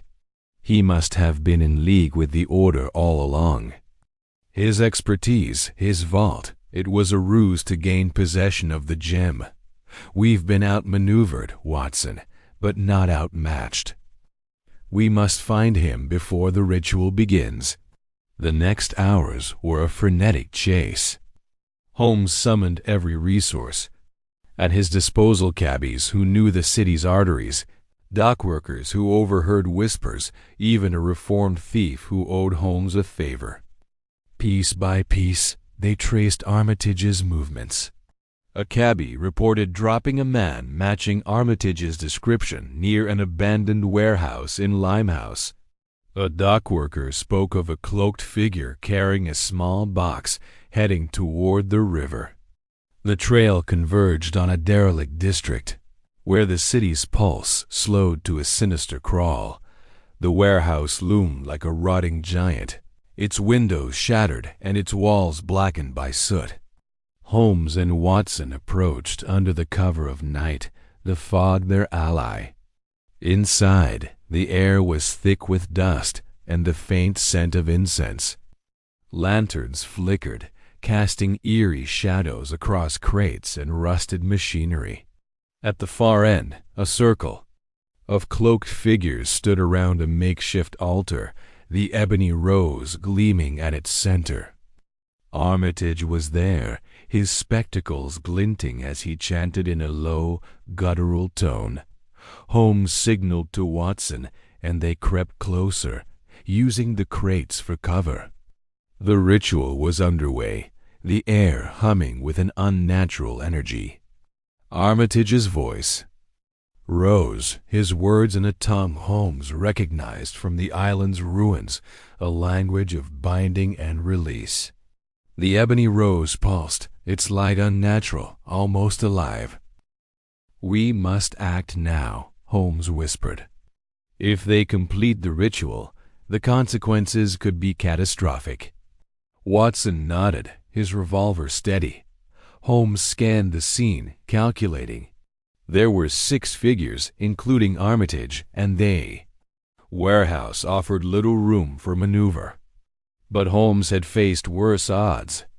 He slipped a small vial from his pocket, a chemical concoction of his own design, meant to create a sudden burst of smoke. "On my signal," he murmured. Holmes hurled the vial, and it shattered against the floor, erupting in a cloud of choking gray smoke. The figures recoiled, coughing, their chants breaking. Holmes and Watson surged forward, Holmes tackling Armitage while Watson fired a warning shot, scattering the others. The Ebony Rose fell from the altar, rolling across the floor. Holmes lunged for it, securing it in his grasp as Armitage struggled beneath him. "You fool!" Armitage hissed. The veil will never stop. The rose is ours. Holmes' grip tightened. Not tonight, Professor. But Armitage was cunning. With a sudden twist, he slipped free, drawing a dagger from his coat. Watson shouted a warning. But Armitage was already moving, vanishing into the smoke. The other figures fled, their footsteps echoing in the vast space. Holmes clutched the gem, his heart pounding. They had reclaimed it, but Armitage was gone, and the Order's reach remained dot as the smoke cleared. Holmes and Watson stood alone in the warehouse, the Ebony Rose once again in their possession. The ritual had been disrupted, but the threat was far from over. Holmes' eyes burned with determination. "We've won this round, Watson," he said, his voice steady despite the chaos. "But the Order is still out there, and Armitage's betrayal has raised the stakes. We must find the ritual's true purpose and stop it." Watson, breathing heavily, nodded. "Where to next, Holmes?" Holmes tucked the gem into his pocket, his mind already racing ahead. "To the heart of the Order. We've been reactive long enough. It's time we take the fight to them." The warehouse fell silent. The city's hum distant beyond its walls. The Ebony Rose, cold and heavy in Holmes' hand, seemed to pulse faintly, as though whispering its secrets. The game was far from over, and Sherlock Holmes was ready for the next move. The night stretched on, and London's shadows deepened. Holmes and Watson stepped back into the fog, their resolve unshaken. The Order of the Saffron Veil had underestimated them, but Armitage's betrayal had been a bitter lesson. The Ebony Rose was a prize that demanded sacrifice, and Holmes knew the cost would only rise. Yet he thrived on such challenges, his mind a blade honed by the mystery. The cathedral, the ritual, the final confrontation, it was all waiting, and he would meet it head-on. For now, they returned to Baker Street, the gem secured in a new hiding place known only to Holmes. The fire was low, the room quiet, but sleep was a distant prospect. Holmes lit his pipe, the smoke curling toward the ceiling as he stared out at the city. Watson sat nearby, cleaning his revolver, his loyalty a constant in the storm. "Holmes," Watson said at last, breaking the silence, "do you think we'll ever truly be rid of this thing?" Holmes exhaled a plume of smoke, his eyes distant. "The Ebony Rose is a test, Watson, of greed, of will, of resolve. We've passed one trial, but others await. The Order will not rest, and neither shall we." The clock struck midnight, its chimes a solemn reminder of time's relentless march. The Ebony Rose lay hidden, but its shadow lingered. Holmes' mind was already turning, planning, anticipating. The betrayal in London had been a setback, but it had also clarified the stakes. The Order's ritual was imminent, and Sherlock Holmes would not let it come to pass.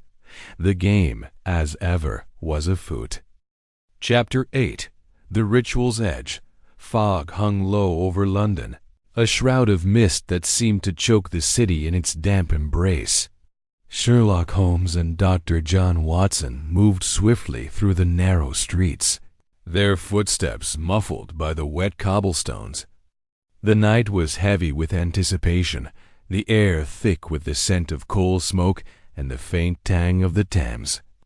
Holmes' sharp eyes darted to every shadow, his mind racing as he pieced together the final threads of their investigation into the Ebony Rose. The coded ledger, painstakingly deciphered over sleepless hours, had revealed the Order of the Saffron Veil's plan, a grand ritual to unleash the gem's curse, set to take place in an abandoned cathedral on the city's edge. Time was their enemy now, and the stakes could not be higher. Holmes adjusted the coarse robe he wore. Its saffron hue a perfect mimicry of the order's ceremonial garb. Beside him, Watson tugged at his own disguise, the ill-fitting cloak making him look more like a monk than a soldier. "I still think this is madness, Holmes," Watson muttered, his voice low but tinged with the resolve that had carried him through countless dangers. "We're walking into a den of fanatics with nothing but a plan and some borrowed robes." "Madness, Watson, is precisely what we exploit," Holmes replied, his tone crisp. "The order expects devotion, not deception. Our disguises will hold long enough to get us inside. After that, it's a matter of observation and timing." He patted the pocket of his robe, where the weight of a small revolver offered reassurance, though he hoped it would not come to that. The Ebony Rose, still in their possession after the betrayal of Professor Armitage, was tucked securely in a padded case within Watson's satchel. Its presence felt like a lead weight, both literal and metaphorical, as if the gem itself pulsed with the malevolent intent the hermit on the island had described. The cathedral loomed into view, its Gothic spires piercing the fog like skeletal fingers. Once a place of worship, St. Alfric's had been abandoned for decades, its stained glass windows shattered, its stone walls crumbling under the weight of neglect. Yet tonight it glowed with an eerie light, flickering through the broken panes. Holmes paused at the edge of the street, his keen senses taking in the scene. Shadows moved within, and a low hum of chanting drifted out into the night. "They've begun," he said, his voice barely above a whisper. "We must hurry." They approached the cathedral's rusted iron gate, where two figures in saffron robes stood guard. Their faces were hidden behind masks carved with rose motifs, a chilling reminder of the order's obsession. Holmes adopted a stooped posture, his head bowed in feigned reverence, while Watson followed suit, clutching the satchel tightly. "Brothers," Holmes intoned, his voice low and measured, "we come to witness the blooming of the rose." The guards exchanged a glance, their eyes glinting through the slits of their masks. One stepped forward, his hand resting on a ceremonial dagger at his belt. "Speak the words," he demanded. Holmes did not hesitate. The ledger had provided more than just the ritual's location. It had included fragments of the order's cryptic liturgy. "By the shadow of the ebony, we seek the light of the veil," he recited, his tone imbued with a conviction he did not feel. The guard nodded, stepping aside. "Enter, brothers. The hour is near." The gate creaked open, and Holmes and Watson slipped inside, their hearts pounding but their steps steady. The interior of the cathedral was a cavern of flickering torchlight and shifting shadows. The pews had been removed, replaced by a vast circle of robed figures, their chants rising in a rhythmic cadence that seemed to pulse with the heartbeat of the building itself. At the center of the circle stood a stone altar, its surface etched with intricate rose patterns. The air was thick with the scent of incense, sharp and cloying, and Holmes' eyes watered as he scanned the room. The Ebony Rose was not yet present, but he knew it would be brought forth soon. Their task was clear: disrupt the ritual before the gem could be used to unleash whatever malevolent force it contained. Holmes and Watson blended into the crowd, taking positions near the edge of the circle. The chanting grew louder, the words incomprehensible but charged with an almost palpable energy. Holmes leaned toward Watson, his voice a whisper. "Stay close and watch for the gem. When it appears, we move." Watson nodded, his hand inching toward the revolver hidden beneath his robe. "And if they spot us?" "Then we improvise," Holmes said, a faint smile tugging at his lips. "It's what we do best." The ritual reached a crescendo, and a figure stepped forward from the shadows, a tall, cloaked man whose presence commanded silence. His mask was more elaborate than the others, its rose motif adorned with gold filigree. Holmes recognized the voice instantly. Professor Armitage, the traitor who had stolen the Ebony Rose only to lose it again in their last confrontation. "Brothers and sisters of the Veil," Armitage intoned, his voice resonating through the cathedral, "tonight we fulfill the prophecy. The Ebony Rose shall bloom, and its power will remake the world." A murmur of assent rippled through the crowd as Armitage raised a small, ornate box. Holmes' breath caught as the lid opened, revealing the Ebony Rose, its jet-black surface gleaming in the torchlight. The gem seemed to absorb the light around it, casting an unnatural shadow that danced across the altar. The chanting resumed, louder now, and Holmes felt a chill run down his spine. The hermit's words echoed in his mind. The gem was crafted to bind a malevolent force. If the ritual succeeded, that force could be unleashed. Holmes signaled to Watson, and they began to edge closer to the altar, weaving through the robed figures with practiced ease. The crowd was too engrossed in the ritual to notice, their eyes fixed on Armitage as he placed the Ebony Rose on the altar. He began to recite a series of incantations, his hands tracing patterns in the air. The gem pulsed, its surface rippling, as if alive, and the air grew heavy, oppressive, as though the cathedral itself were holding its breath. "Now," Holmes whispered, and they sprang into action. Watson shoved through the crowd, drawing his revolver and firing a single shot into the air. The sound echoed like thunder, shattering the chant and sending the order into disarray. Holmes darted toward the altar, his nimble fingers snatching the Ebony Rose before Armitage could react. "Stop them!" Armitage roared, his voice laced with fury. The cathedral erupted into chaos. Robed figures lunged at Holmes and Watson, their ceremonial daggers glinting in the torchlight. Watson fired again, this time aiming to wound, and a masked figure fell back, clutching his shoulder. Holmes tucked the gem into his robe and grabbed Watson's arm, pulling him toward a side aisle. "This way!" he shouted, his mind racing to recall the cathedral's layout from a half-remembered architectural study. They sprinted down the aisle, dodging blows and weaving through the chaos. The air grew thicker, the temperature dropping as the gem's power seemed to react to the disrupted ritual.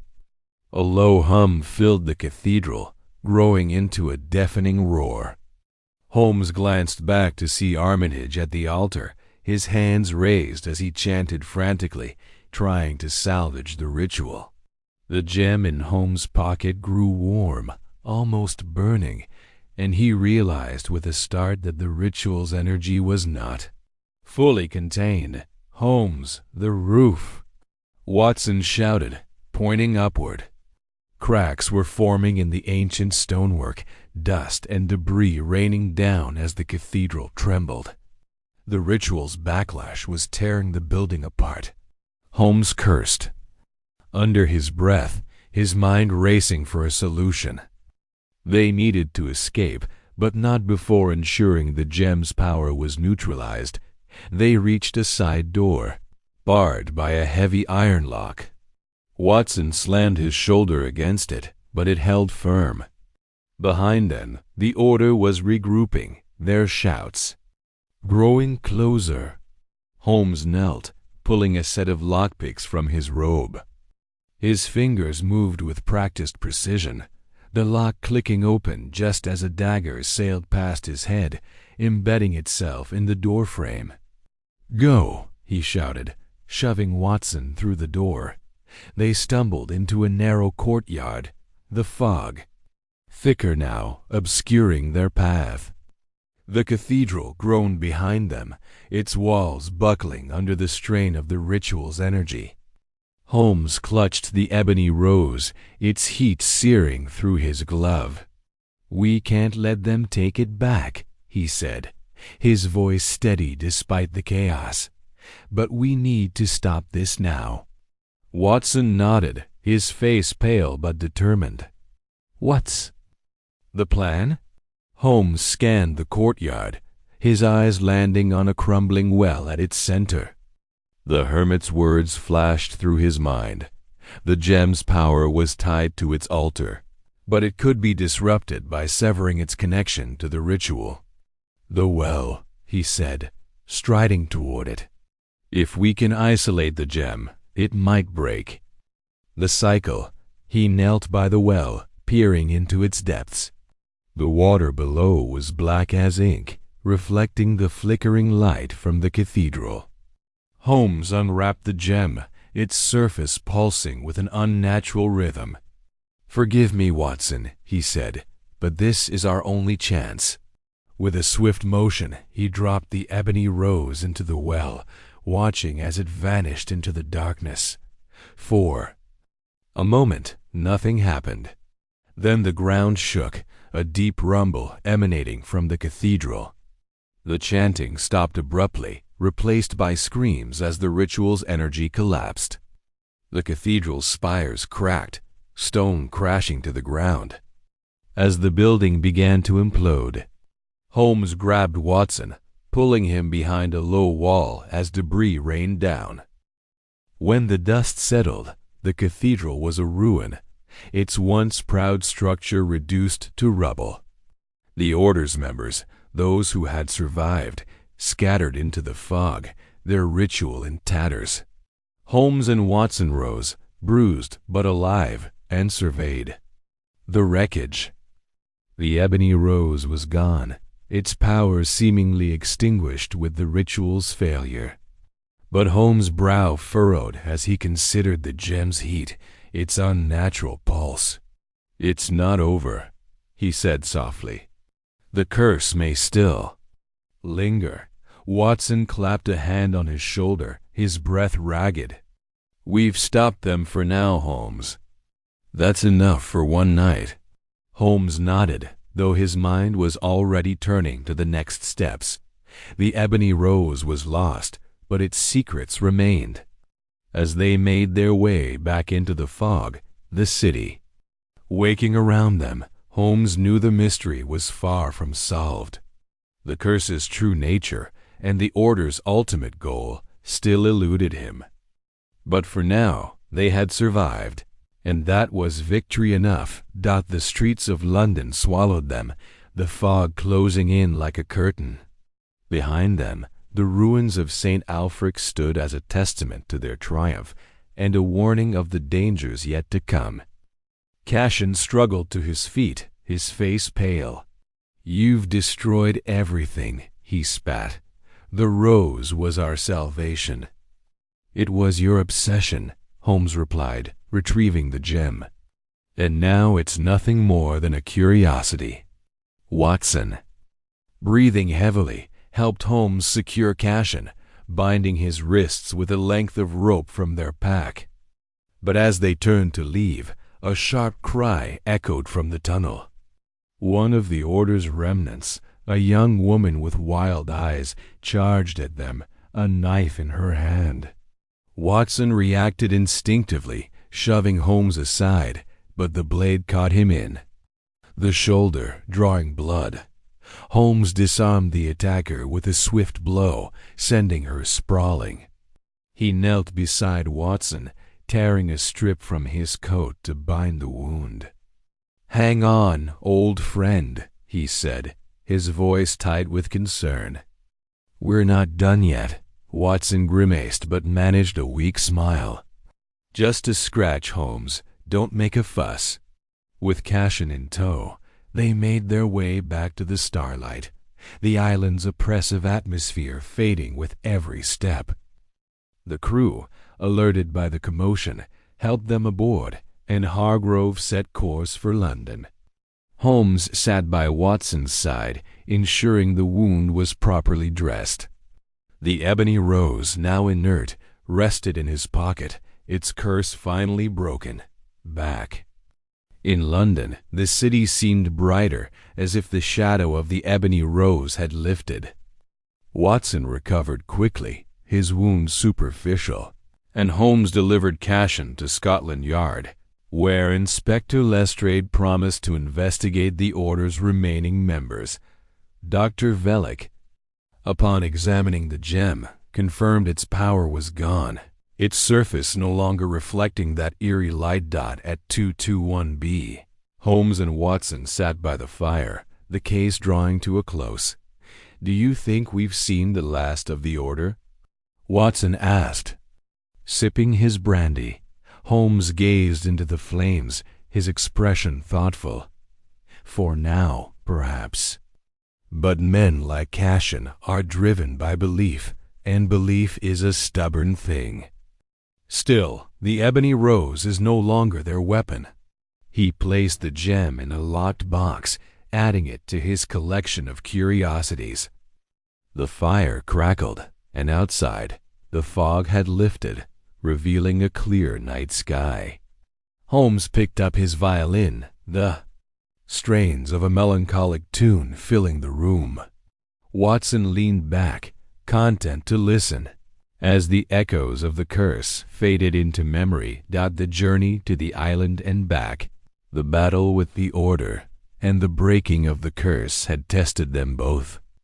But they had emerged victorious. The Ebony Rose, once a harbinger of death, was now a relic of a case solved, a testament to Holmes' relentless pursuit of truth and Watson's unwavering loyalty.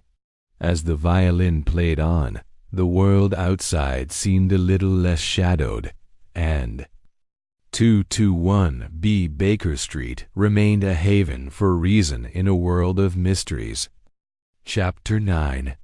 The Curse's Last Echo, the Kia. Fog clung to the London streets like a shroud as Sherlock Holmes and Dr. John Watson disembarked from their steamer, the weight of the Ebony Rose heavy in Holmes' coat pocket.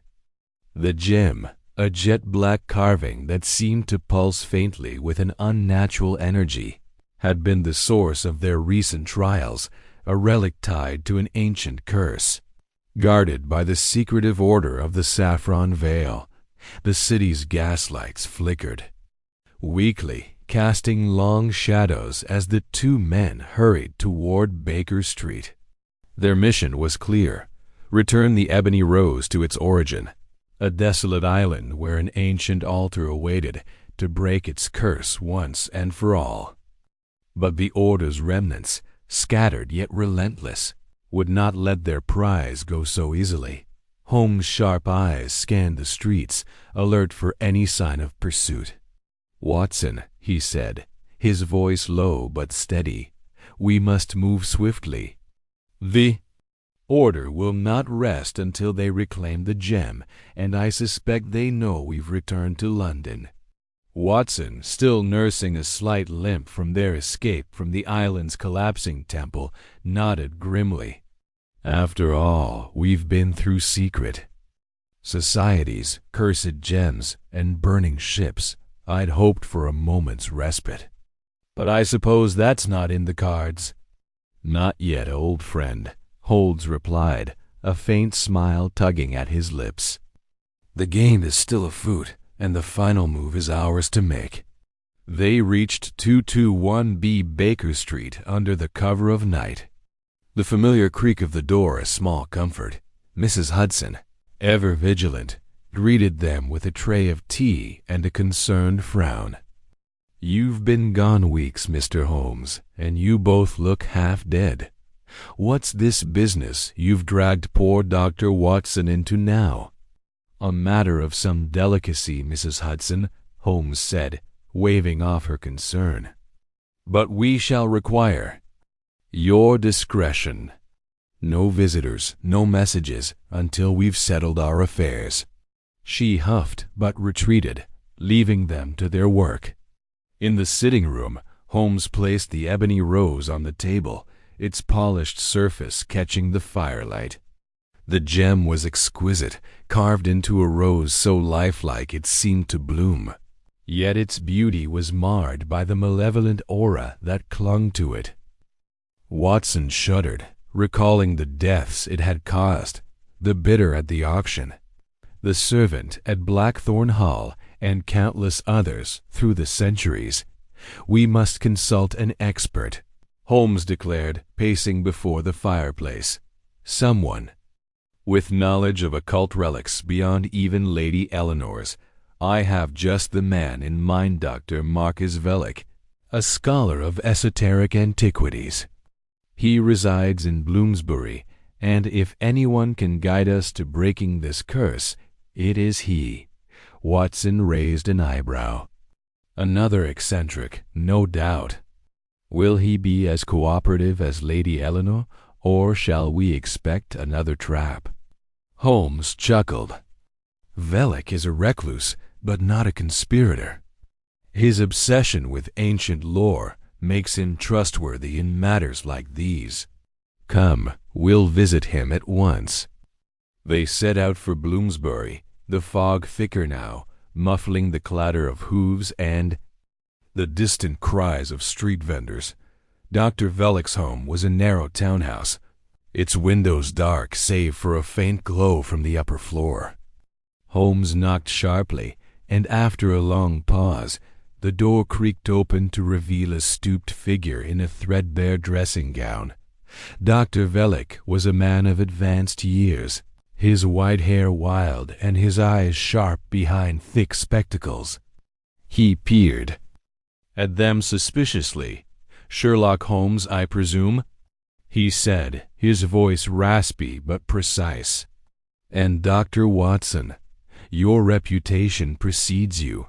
What brings you to disturb an old man at this hour?" "A matter of life and death," Holmes replied, producing the Ebony Rose. Vellick's eyes widened, and he ushered them inside without another word. The study was a labyrinth of books, scrolls, and artifacts, the air thick with the scent of old leather and dust.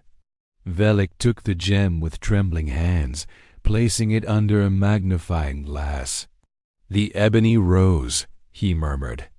"Crafted by the Order of the Saffron Veil in antiquity, or so the legends say.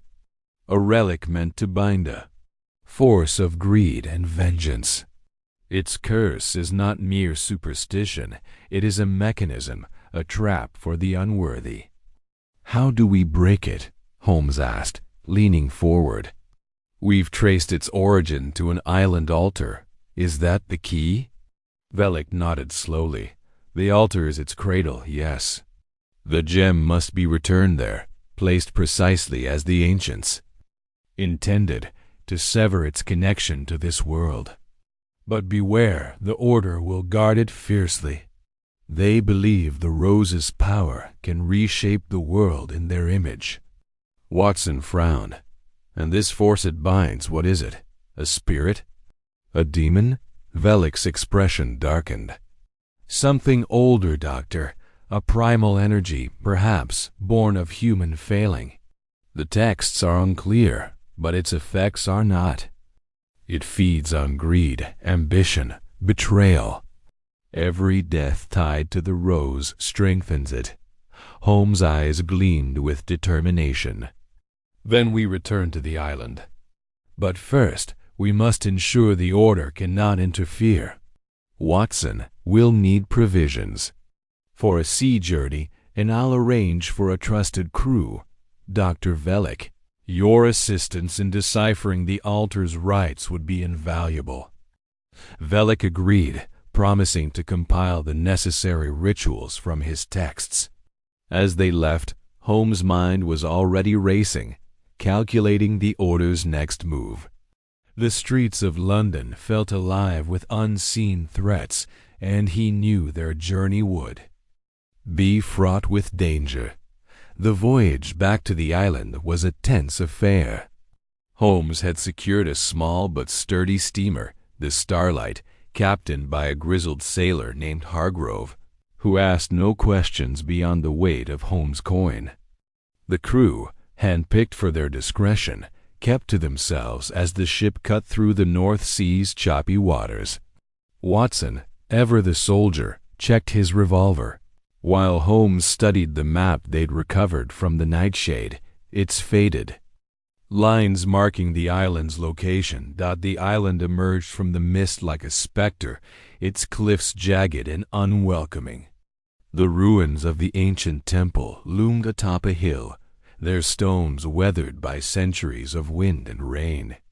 As the Starlight anchored off the coast, Holmes and Watson rowed ashore, the Ebony Rose wrapped in cloth to shield it from prying eyes. The air was heavy, the silence broken only by the crash of waves and the occasional cry of a seabird. They climbed the hill, their boots sinking into the damp earth. The temple's entrance was a gaping maw, its interior dark and foreboding. Holmes lit a lantern, revealing carvings of roses and cryptic symbols along the walls. "These match Velic's descriptions," he said, tracing a finger over the stone. "The altar lies within." As they ventured deeper, the air grew colder, the gem in Holmes' pocket seeming to hum faintly. Watson gripped his revolver, his eyes darting to every shadow. "I don't like this, Holmes. It feels as though the island itself is watching us." "Nonsense, Watson," Holmes replied, though his own senses were on edge. "It's merely the weight of history. Stay sharp." They reached the altar chamber, a vast cavern lit by shafts of light piercing the cracked ceiling. The altar itself was a slab of obsidian etched with the same rose motif. Holmes unwrapped the Ebony Rose, its surface gleaming in the dim light. "This is it," he said. "We place the gem here, recite Velic's ritual, and the curse should be broken." But before he could act, a low laugh echoed through the chamber. Figures emerged from the shadows, cloaked men and women, their faces hidden behind saffron veils. At their head stood a tall figure, his voice cold and commanding. "You've come far, Mr. Holmes, but the rose belongs to us." Watson raised his revolver, but Holmes placed a hand on his arm. "Not yet," he murmured, his eyes fixed on the leader. "You're the one from the chapel, aren't you? The cloaked figure who escaped us in London?" The man inclined his head. "I am Brother Cashin, High Priest of the Order. The Ebony Rose is our birthright, its power our destiny. You cannot stop what has been set in motion." Holmes' lips curled into a wry smile. "I've stopped worse. Your order thrives on fear and superstition, but I deal in facts. The rose's power ends here." Cashin's eyes narrowed. "You're a fool to defy the curse. It has claimed kings and scholars alike. It will claim you." The order advanced, their weapons glinting in the lantern light.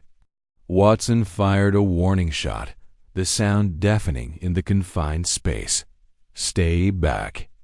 He shouted, but the order pressed forward, undeterred. Holmes acted swiftly, placing the Ebony Rose on the altar and beginning Velic's ritual, his voice steady as he recited the ancient words. The gem began to glow, a deep crimson light pulsing from its core. The order faltered, some clutching their heads as if in pain.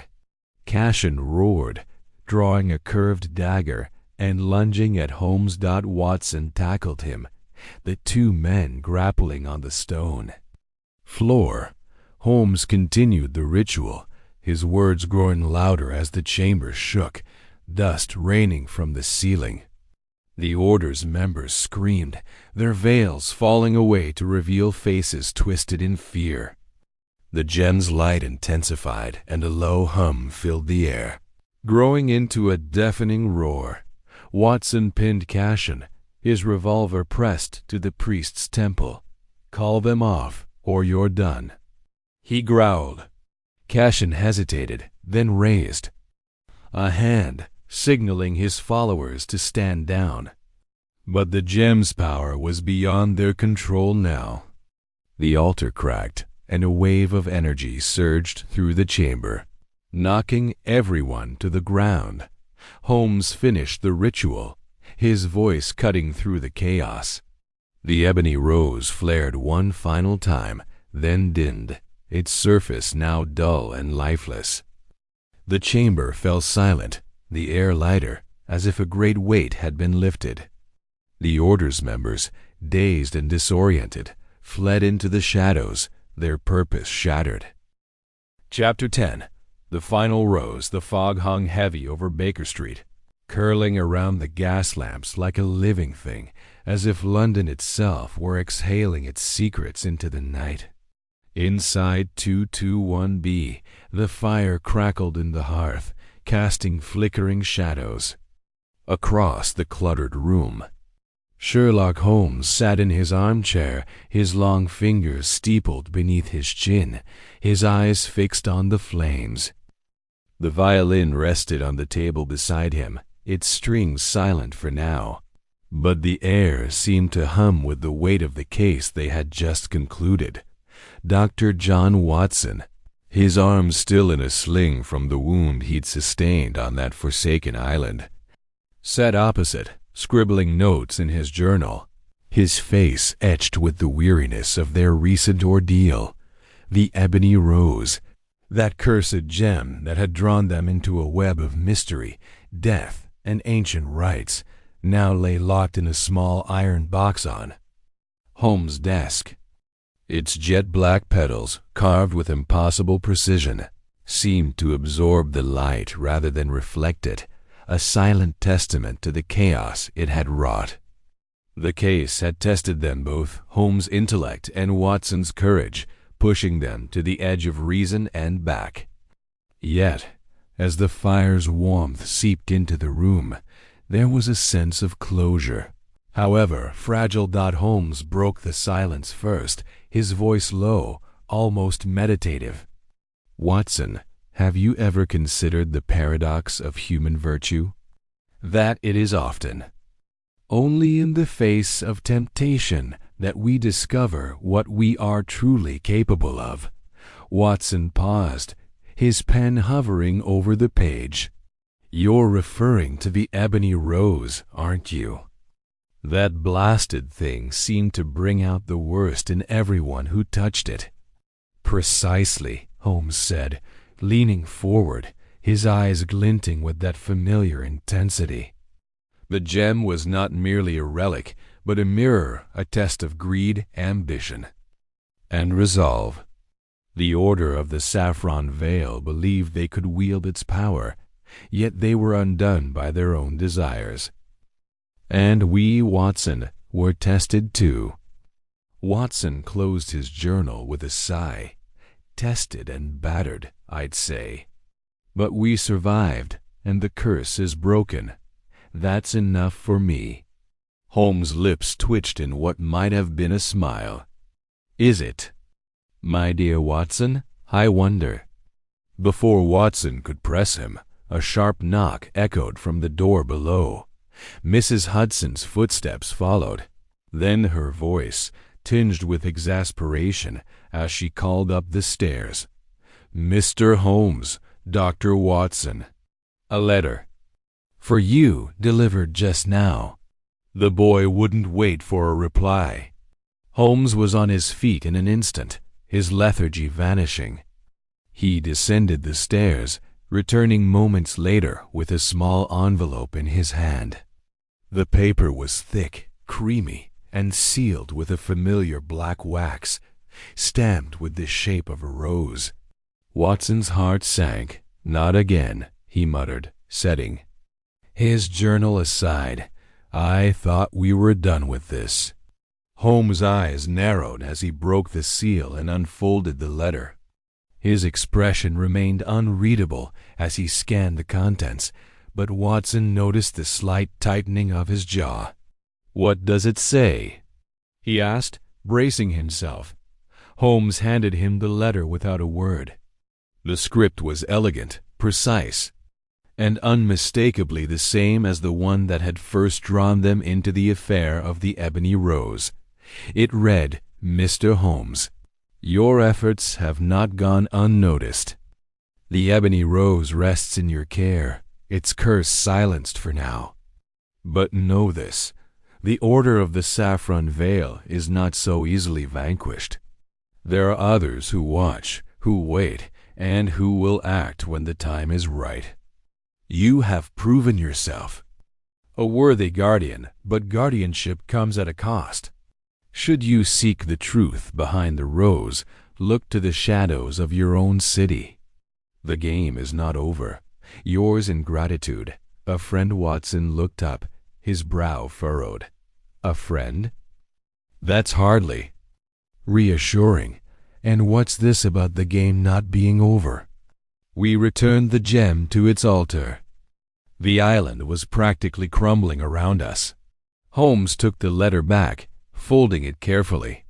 "The writer is correct in one respect, Watson. The order may have been scattered, but their ideology persists. This letter suggests a deeper network, one we have only glimpsed." Watson rubbed his temple, the ache of his wound flaring. "So what now? Do we chase shadows across London based on a vague threat from an anonymous friend?" Holmes returned to his armchair, his gaze drifting to the iron box. "Not immediately. The letter is an invitation, not a command. But it confirms a suspicion I've held since we left the island. The Ebony Rose is not the end, but a key to something larger." Watson groaned. "You're not suggesting we dive back into this madness, are you?" "I've barely recovered from the last adventure." Holmes' smile was faint but unmistakable. "Rest, Watson. You've earned it. But I suspect our friend will not wait long before making their next move." The next morning, Holmes was up before dawn, his violin singing a mournful tune as Watson stirred from a fitful sleep. The letter lay on the desk beside the iron box, its black wax seal glinting in the early light. Holmes was already dressed, his coat draped over the back of a chair, a map of London spread across the table. "You didn't sleep, did you?" Watson said, easing himself out of bed with a wince. "Sleep is a luxury, Watson, and one I can ill afford when there are threads left dangling." Holmes tapped the map, his finger resting on a cluster of streets near Whitechapel. "The letter mentioned the shadows of your own city. Whitechapel is a labyrinth of secrets, and I suspect our answers lie there." Watson joined him at the table, peering at the map. "Whitechapel? That's a rough part of town, even for you. What makes you think the order's lurking there?" "The ledger we recovered from the chapel," Holmes said, pulling a worn notebook from his pocket. "I've been cross-referencing its codes with known locations. Several entries point to a disused warehouse in Whitechapel, one that was once a meeting place for a radical sect in the 1860s. The order may have repurposed it." Watson sighed, resigned. "So we're off to poke around another warehouse.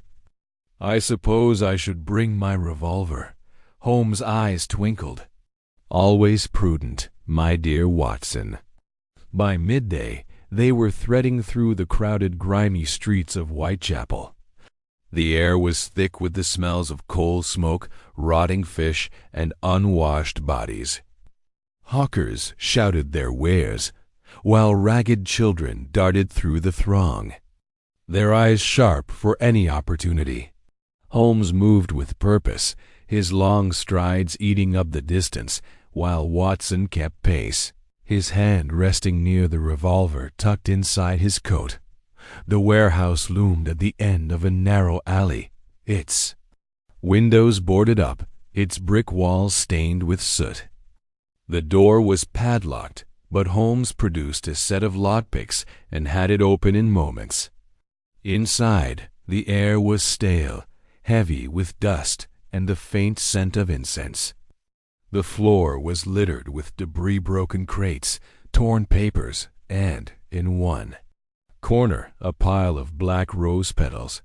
"Well, that's subtle," Watson muttered, nudging the petals with his boot. Holmes knelt, examining the petals closely. "Freshly cut, Watson. Someone was here recently." He straightened, his gaze sweeping the room. "Search for anything that might indicate their purpose." They moved methodically, sifting through the debris. Watson found a scrap of parchment with a crude sketch of the Ebony Rose alongside a list of names, none of which he recognized. Holmes, meanwhile, discovered a hidden panel in the wall, revealing a small cache of documents.